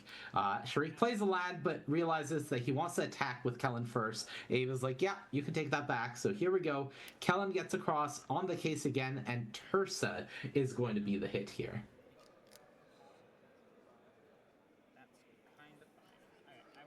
Now the question again is Sharik interested in playing a Tursa, or are we staffing again? So nice, he's done it twice. Staff of the Storyteller comes down, and this time it does resolve. So it comes with a counter on it and a token. Abe ends the turn by swamp cycling the Troll of Khazad-dûm. I would guess that he's just going to get a swamp here, though he does have access to an overgrown tomb in his deck, which could potentially help with the Atraxa in his hand. The biggest issue being, of course, that it would cost him life to try to play that untapped. Nope, not this turn. That was the Metamorphosis Fanatic try to get control of the board by bringing back the Troll. But Sharik says, two can play the remand game. You remand, I reprieve. That does need to go to the graveyard, of course. But that is a huge tempo win for him there. So I kind of wonder whether Sharik's casting Staff of the Storyteller last turn was kind of a genius getting Abe's head move, where he figured he's not running out of action, so he might as well cast the staff, make it seem like he prioritizes that card really highly with his hand, and that way it won't be suspicious when he casts staff over whatever he exiles to hold up reprieve. Mock Sapphire, the perfect hit. Sharik continuing to play the game conservatively, not giving double strike to the Kellen to try to get against the finish line. And Guide of Souls is the follow-up play. So continuing to set up here, as well as Fable of the Mirror Breaker. So now the board is getting well and truly out of control. Abe does have that Metamorphosis Fanatic in hand to run back that play next turn, bring back the Troll of Khazad-dûm, and Sharik does need an answer to the Troll with lifelink, otherwise all of his attacks will be shut down, other than the flying ones, of course. But as things stand, this is the most Caracas proof line that Abe has available to him. Yeah, the problem really is that the Caracas proof line does not yield like that strong a board state. If the Troll of Khazad-dûm gets answered, then Sharik could maybe win. And honestly, even if the Troll of Khazad-dûm doesn't get answered, the Guide of Souls might just be able to race the stuff. Like, Sharik's board will snowball in a way that Abe's two large lifelinkers won't. So that part's certainly a little scary for Abe. Just even if he gets his stuff going, because of Caracas, and might not be able to compete with what Sharik has going on. Right, and Guide of Souls just giving a double striking Kellen flying would be maybe pretty close to game here, as Sharik is untapping everything here and has drawn for the turn, I believe. So Fable of the Mirror Breaker will tick up to Chapter 2, getting lifelink there on the Troll. I believe that actually is just game, if he has the creatures to trigger Guide, while still having the mana to cast, while still having the mana to activate Kellen, because that's five that's 10 in the air off the double striking flying Kellen, plus, sorry, I thought it was at 11. Never mind. Nope, one off of having 12. lethal, one off of lethal so far, but not quite there. Yeah, also doesn't have the energy yet to activate Guide of Souls, so that is the other requirement. Yeah. However, what Sharik does have is 2 fresh cards after discarding 2 mountains to Fable of the Mirror Breaker, and if there's a removal spell for this Troll of Khazad-dûm, he has to feel pretty good about his position here. Yeah, he has access to drawing another card with Staff of the Storyteller, even if he needs to, so his ability to play a fair game here is kind of scary. All right, Palace Jailer, not the removal spell he wanted. That is met with Stern Scolding, one of the few things that Abe could have had there to really disrupt what Sharik was hoping to do. Yeah, and that's huge, right? Like before that Palace Jailer was counted, like most of the things Sharik could do with his mana would put him pretty far ahead of Abe, even if he just activated kill, not cost him small creatures. But Abe getting to trade that stern holding for essentially Sharik's whole turn is really, really big. It puts him it puts him back in this game because now there are not really any good attacks, and there's at least a six power life linking troll coming back, and maybe if Abe has interaction for some of Sharik's board, this can let him actually compete this game. Yeah, and I will say it may not come up, but I believe Sharik missed a counter on the Staff of the Storyteller when the reflection of Kiki-Jiki, the Fable of the Mirror Breaker created that Goblin Shaman token. I believe Staff should have gotten another story counter. So that is one less card in the grand scheme of the game that Sharik has access to here. Attack with Goblin Shaman screams 2-drop I really need to cast, but I wonder what that actually is for It's Sharik. Get Lost. So he needed the mana to cast Get Lost here. So he needed the treasure token. He is still giving Abe 4 life from the Metamorphosis Fanatic blocking, and potentially 4 more life the next turn from the Fanatic attacking, which it will likely take advantage of given the window that he has. But it does at least allow him to get rid of the troll, which was a big problem. Yeah, it's really awkward for Abe just not having any sweepers in his deck in a spot like this. Like the main problem here is that like there isn't really an easy path forward for him. Like sure he can attack with this fanatic, but there's just too many snowbally threats on Sharik's side of the board, and he can't really 1-for-1 with them all. He just doesn't have the time or mana or cards to do that. So what he really wishes he had was some way to sort of clean them all up at the same time. And barring that, and barring his ability to actually reanimate thanks to Caracas, it's going to be a pretty uphill battle for him to beat this board state, even though he has like a really large lifelinker. That's a good card. That's going to stay on top. The One Ring will buy time at the very least. Yeah, that's one of the few cards that can actually keep up with it, because this rate at which the One Ring snowballs means that if Abe does have an answer in his deck, he can probably find it. All right, 6 lifelink coming across here. This would put Sharik down to 15, Abe back to 20. So that would be a nice little reset here. I will say Abe has both Atraxa and Torsen in hand, as well as the Overgrown Tomb, but doesn't have the white mana to cast either of them, so is on the lookout for the black-white Surveil land in his deck. Yeah, that or some way to make treasure like currency converter would go a long way. But also, like, casting Atraxa and Torsen is pretty tough here, where it's, sure, they do draw you a lot of cards, but Abe's not really in a spot where he can afford to spend 7 mana not affecting the board. And that's exactly what those two would do, given Sharik would just bounce him with Caracas. Right. This is also his 1-turn window to resolve Animate Dead before Containment Priest is back up, so he is going to go for that, just get the Troll of Khazad-dûm back on the battlefield. He has the option, of course, to grab the Containment Priest from Sharik's graveyard, but that is more or less opening the door for Sharik to just get the Monarch back, and then that's very problematic for Abe. Yeah, I don't think Palace Shella is a route for victory to Abe, though I can see the temptation. What Abe really wishes he had was a way to draw 1 more card this turn so he could have cast the One Ring, but alas, that's not the world we're in. Yeah, if he was able to draw the One Ring somehow, that would have been ideal. So, back we go to Sharik, who draws a card for the turn. Reflection of Kiki-Jiki is transformed, not quite online yet. But it coming into play as a creature means the Guide of Souls will trigger. So that is a second energy now for Sharik. 1 more would allow Guide to be online for an activation.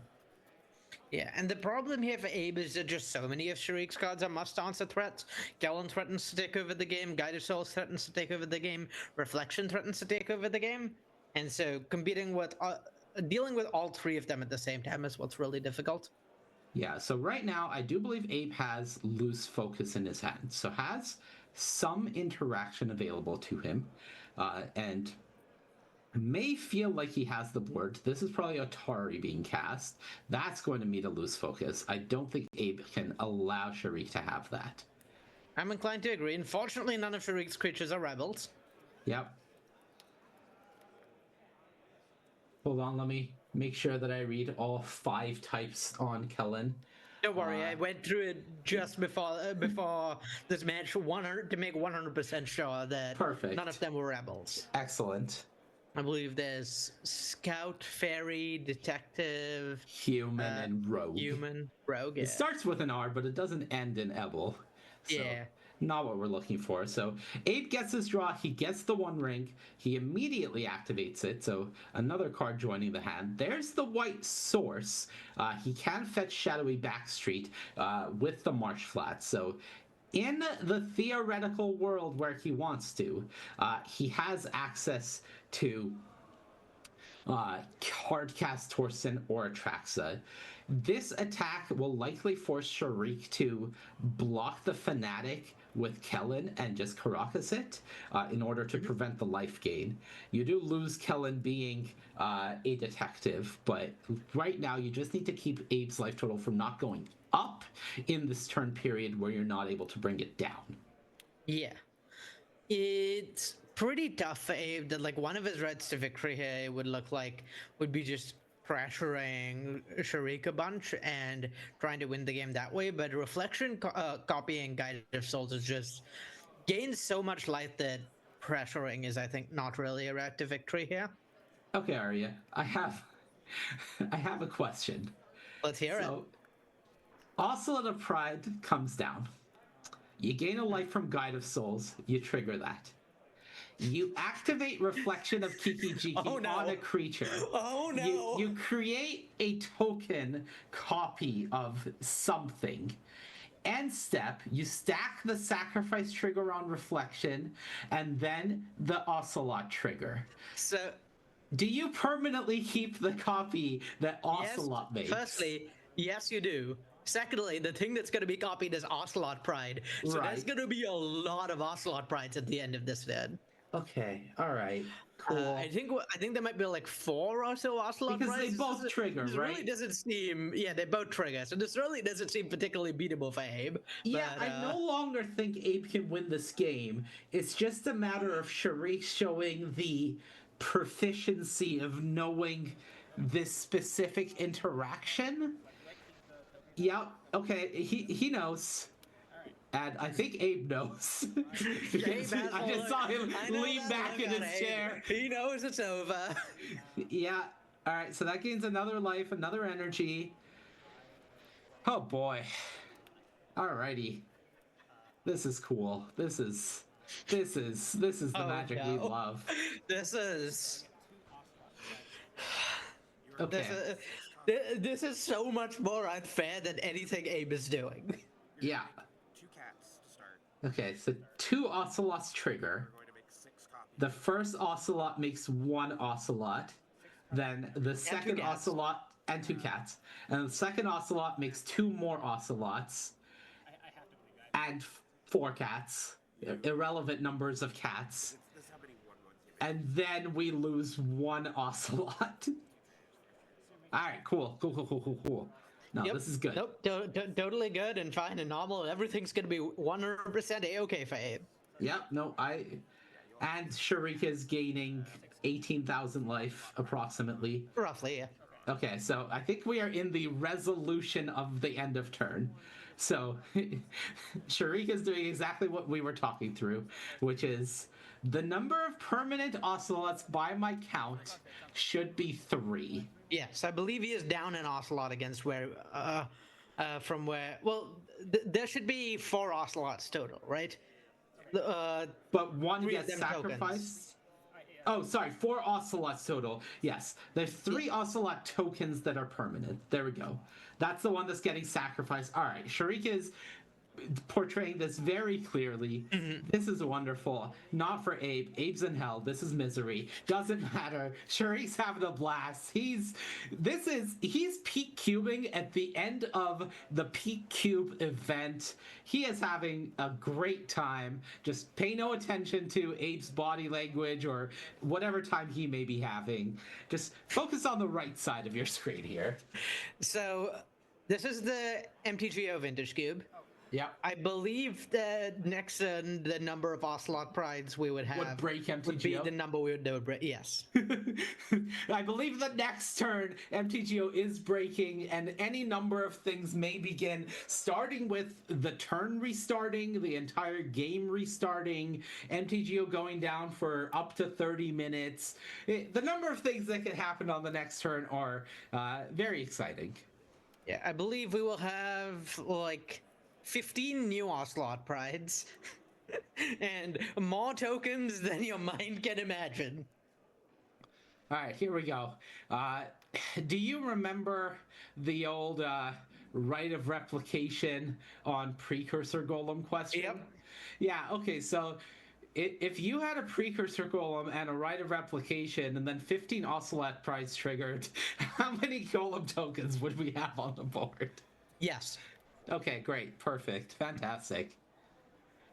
Credit to Abe for still trying to math his way out of this one. Oh, Abe's in the blender. He's trying to find the line. Abe will always try and find the line, and a good deal of the time he finds it. But there's some chance that this time there is not a line to be found. I do love that Shariq looks about as mystified as Abe does about what he's pulling off here. It's just like, yeah, so I just, made a lot of Ocelots. You don't have any board wipes in your deck. Cool. All right, here is the... Shariq doesn't know Abe doesn't have any board wipes as the other thing. Here is the Desperation Atraxa, I believe, because that was an Overgrown Tomb Shock, so here we go.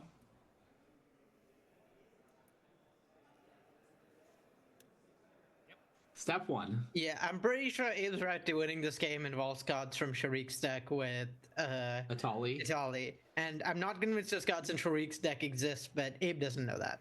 All right, Cut Down gets to deal with one Ocelot. Or Cut Down more probably gets to deal with the Guide of Souls. Fable. Oh, sure, yes. Okay. That would be good. That make sure there's not any more Ocelot Prides copied. Yep. I think. See, this is the problem, though, right? Every single threat on Shariq's side threatens to win the game on its own.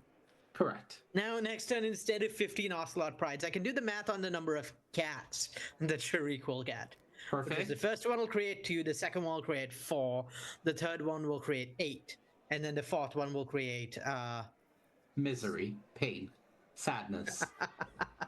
The fourth one will create 16. Great. So that's 32 cat tokens at the end of turn. Yep. Not bad, not bad. This is assuming the Fable dies. If the Fable doesn't die, then we don't talk about that. I'm pretty confident Shariq is not at 12, and our life total spotter just gave up on raising his life total. Yeah, that sounds about right. That's going to be my guess for what happened here. I believe Shariq is at 21. Okay. Would be my guess. Close enough to 12. Maybe 22. Simple flip of the numbers. 10 tokens entered last turn. Just. I think he might have missed a couple of stuff the Storyteller triggers too. Just a few. One or two. Actually, it might only trigger once a turn. I'm not sure. I believe it triggers once per collective instance of creating tokens, if I'm not mistaken. Well, fortunately, every Ocelot Pride trigger is at least 2 collective instances of making tokens. So. Right, exactly. So I would guess that the previous turn he missed, like, the reflection making an Ocelot token would be 1, and then the first Ocelot triggering would be 1, and then the second Ocelot triggering would be 1. No. The first Ocelot triggering would be 2, because it first creates cats, then it creates copies. Oh, it does. Oh, you're... Huh. But it's all part of the same trigger, so would that count as individual instances? I'm pretty sure it would. Okay, all right. For those wondering at home why we're talking about this, it's because it's the only relevant thing left in this match of Magic the Gathering. The game state is it doesn't matter. There's just no way Abe can win this. Yeah, Duress has now seen Sharik's hand.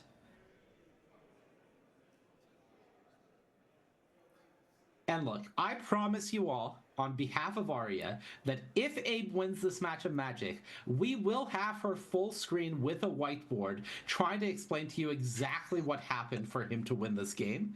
But because that's not going to happen, instead we're going to talk about the minutia of Ocelot Pride exponential counters with Staff of the Storyteller. Yeah, I would have been pretty happy with you promising basically anything if Abe wins the game. Arya will windmill slam print Grief into the next standard legal set. And only Grief. Abe proceeds to concede.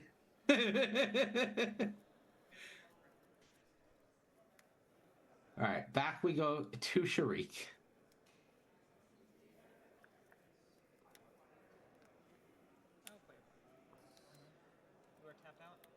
Yeah, I don't think Abe is dead here, but he might be.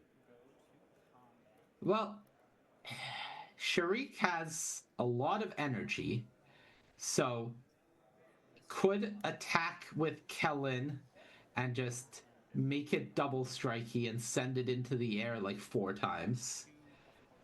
Instead, just going to do it to the Ocelot.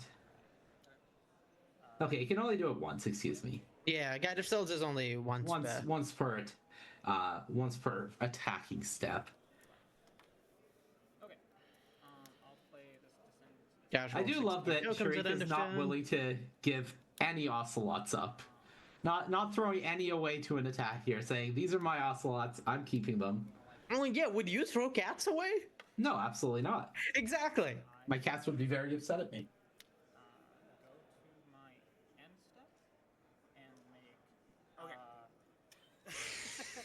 Yeah, this game it looks like a nightmare for Abe. This is exactly the sort of game in which Abe will spend ages trying to figure out the one line, the one way out. But I don't think there are any unless his deck somehow contains an infinite combo that can kind of be put together if he draws 5,000 cards, which he is drawing. Yeah, it's Ocelot Pride and 30 cat tokens. The biggest problem right now. Oh no. Scratch that. Okay, so Abe has the Pentad Prism in hand, which he looks like he boarded in. That gives him the ability to hardcast Atali, which he didn't have previously. He couldn't get Atali into play around the Containment Priest without hardcasting it. So he now has the ability to hardcast Atali. So we're ignoring every card in Abe's deck, and it's just about, can Abe take something prevalent from Sharik's deck? And there is a Sunfall in Sharik's deck. So if Sharik had a very poor lapse of judgment in sideboarding and brought in the Sunfall from his sideboard. Okay, we found a line. That would be a hilarious out for Abe. But I'm going to say that is what he's playing to with this Pentad Prism. I'm even going to say, because this Pentad Prism is not in Abe's main deck, that this is a specifically boarded in Pentad Prism to give Abe the ability to hardcast Atali in this matchup. I would not be surprised if the Pentad Prism was boarded in with the goal of, I just need to hardcast my Chonkas earlier. That's what this matchup is about. And if there's a Caracas in play, then hardcasting them then is nice too. Yep. Alright. Will our brave life total spotter try to put Sharik's life total up to the 60 something that it is supposed to be here? I think it might very barely be in the 60 something. They're doing it. Okay. Still going. Working our way. One at a time. Slow and steady. Oh, we got some stat counters this time. Let's go. I have a lot of things counters on that. I will say go. Right, looking at Abe's deck. All right. Draw for the turn. He has the Italian hand. Okay. All right. I'm gonna predict Pentap Prism, Atali, flip, not Sunfall, concede. That is my prediction for this turn. That is a pretty reasonable prediction. Any way of copying the One Ring? That's another out. Sure.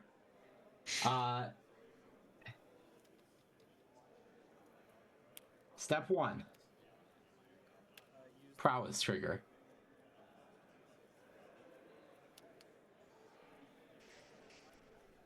Step 2. Dinosaur.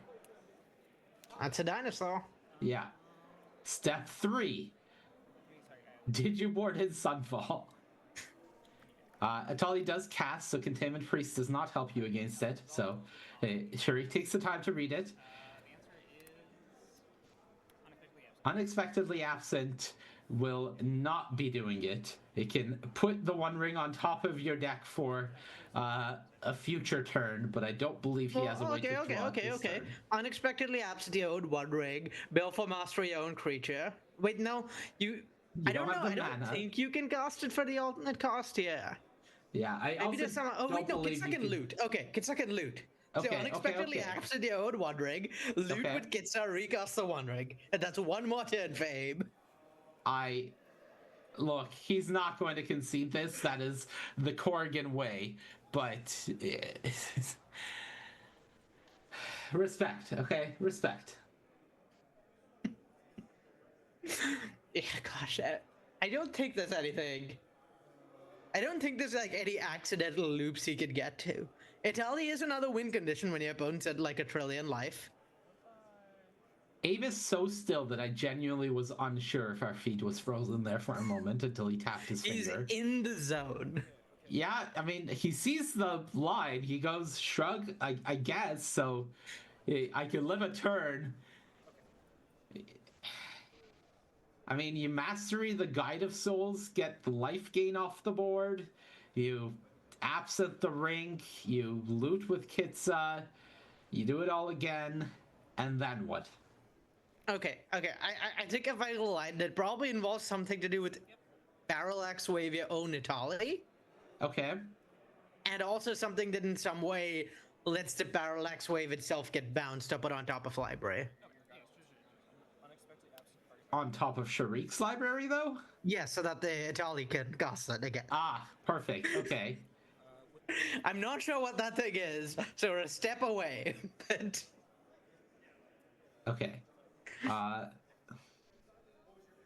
What got absented? I'm not sure. Oh, I think Abe may be thinking, do I activate One Ring before allowing absent to resolve? I think it is targeting the One Ring right now, and it's on the stack. That's why he was counting his deck. Because of course he was. Why not? What a game. I respect Abe fighting to the end, and then also for like 30 minutes after the end.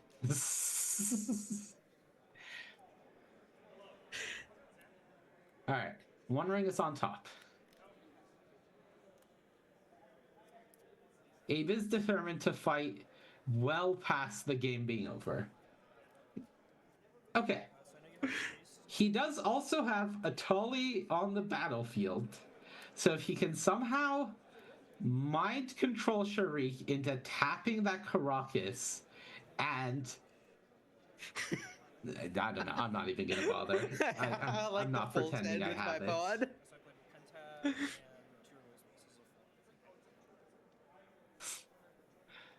Alright, one stack of 6 in front of each. One stack of 6 and a stack of 3 in front of each. It's not really clear to me why Abe made this attack, but I'm sure he has a reason. I mean, I'm assuming Abe is just thinking maybe by preventing you from gaining life next turn because the Guide of Souls is off the battlefield and he'll have protection. He could keep the board under control enough and somehow find a way to flip a Tolly without Caracas answering it, and then infect damage does the job. Or poison damage, not infect damage. But again, all of this, like... Oh, we ignored the obvious answer. Abe is operating under the assumption that there's a Sunfall in Sharik's deck, so you might as well, like, gain some life before that Sunfall comes down. Right.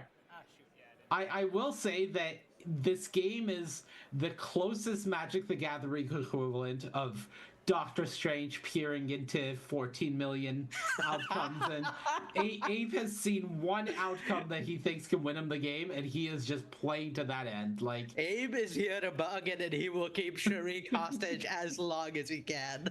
Yeah, okay. 4, I lose 15 cats. Great. Down to 15 cats. No, I had 36. So Is Kitsa gone? I thought that got blocked, but who knows anymore. Yeah, it might have been too big to die to the things that blocked it. Like Sharik might have misjudged the block and gone, whatever, it doesn't matter. Sure. Why not? Alright, ring it up.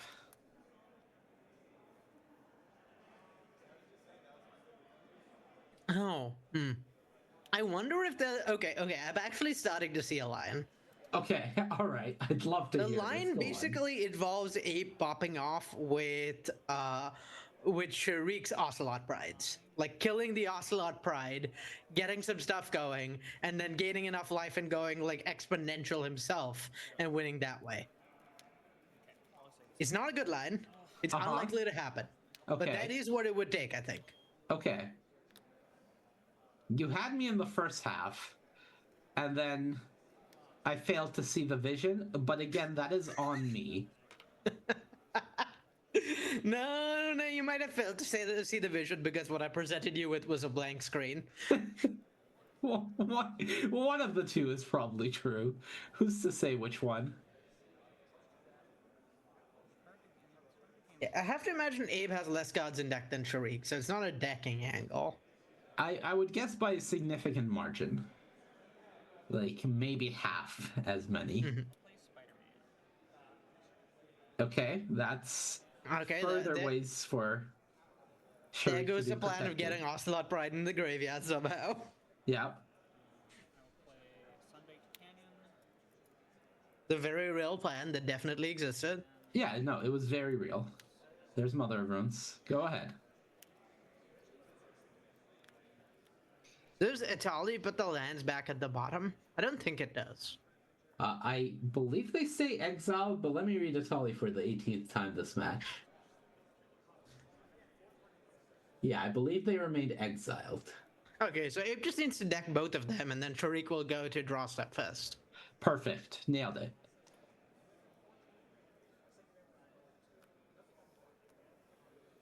Surely Sharik's entire deck is filled with like ghostly flickers for the Italy. And we just want to be clear for everyone at home. We have not found a way for Abe to cast this Italy again. No, we have not. It would need to be blinked with the ghostly flickers. Definitely 100% totally on Sharik's deck, despite not being in the queue.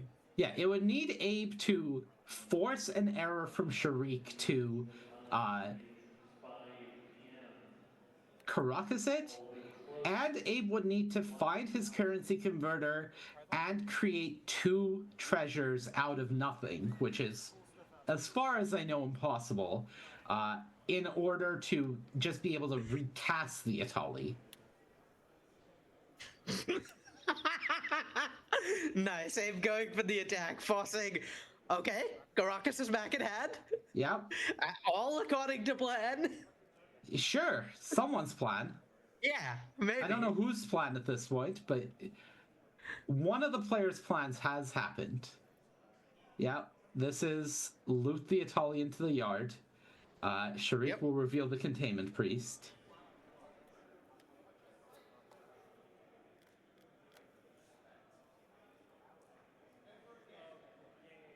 Yeah, and once Italy is exiled, I don't think even Abe can fool himself into thinking there's a line that wins him the game. Okay, but we both know Abe Corrigan, so is that true? No, no, it's not. The power of the human mind and its abilities to cope is truly a marvelous thing.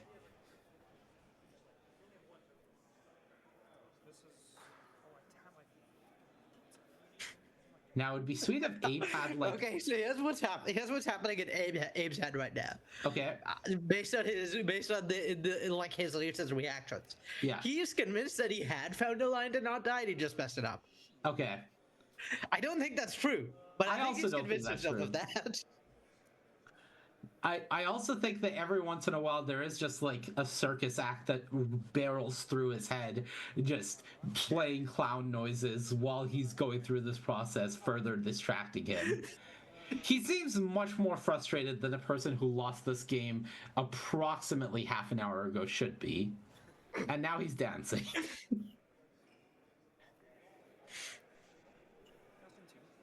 It would be sweet if Abe had like a necromancy here. In Doom, okay. Yeah, look at the deck.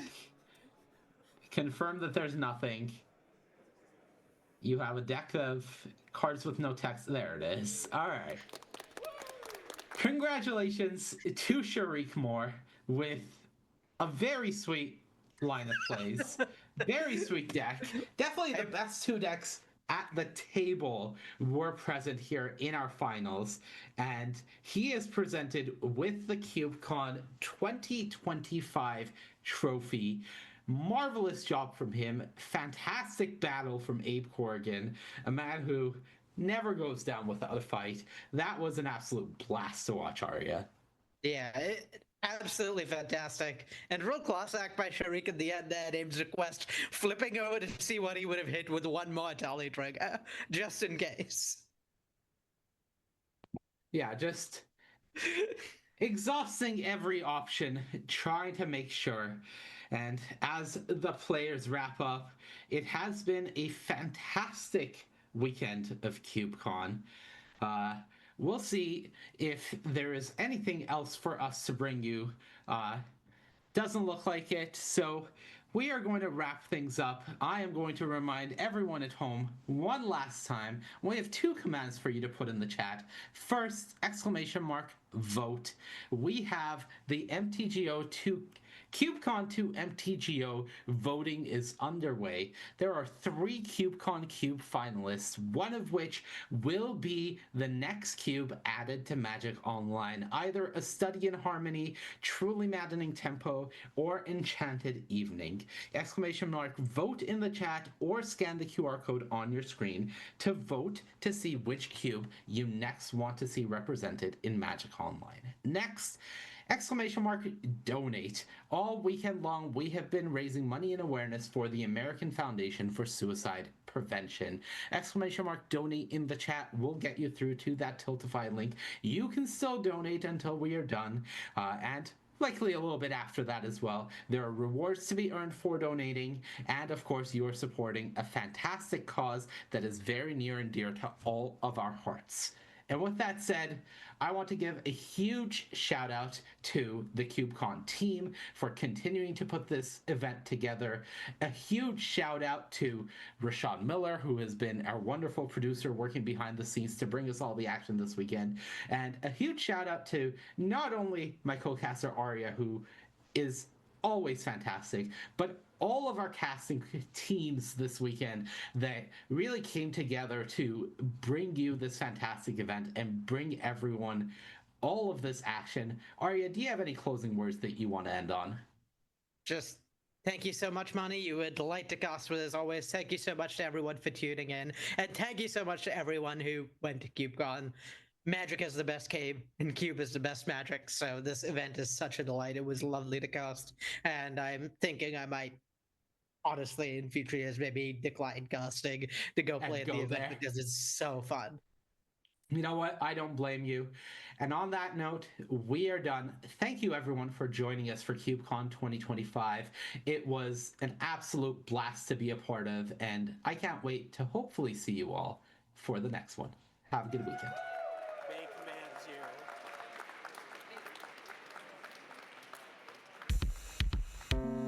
CubeCon, that's in Wisconsin.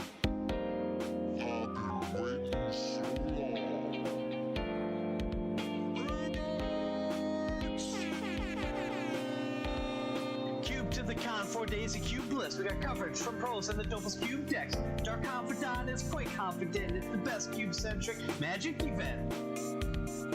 Whether you're a Necrotal or a mana short, come hang out at Adanto's fort. Talking CubeCon, you'll have a blast, forget Shadow's past. Remember, it's the first con, not the last pro. Your expectations will be surpassed.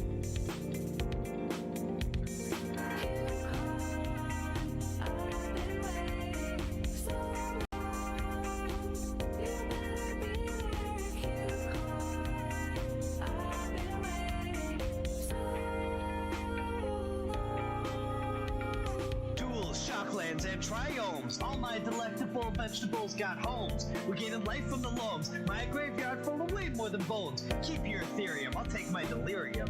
Ian Kieran means Chandra's appearing with her 2-mana copter and the whole crowd's cheering. Remember, humility removes all abilities and adds layers to confuse players. Casual players, Magic Play Prime Sayers, Planeswalkers, Goat Nappers, Land Destruction players. Rolling with seed rhinos, Cartas, bananas. We ride avalanches, destroy your savannas. Leyline of the wind, turn 1 ain't no sin. That's cube line, shuffle up, let's begin.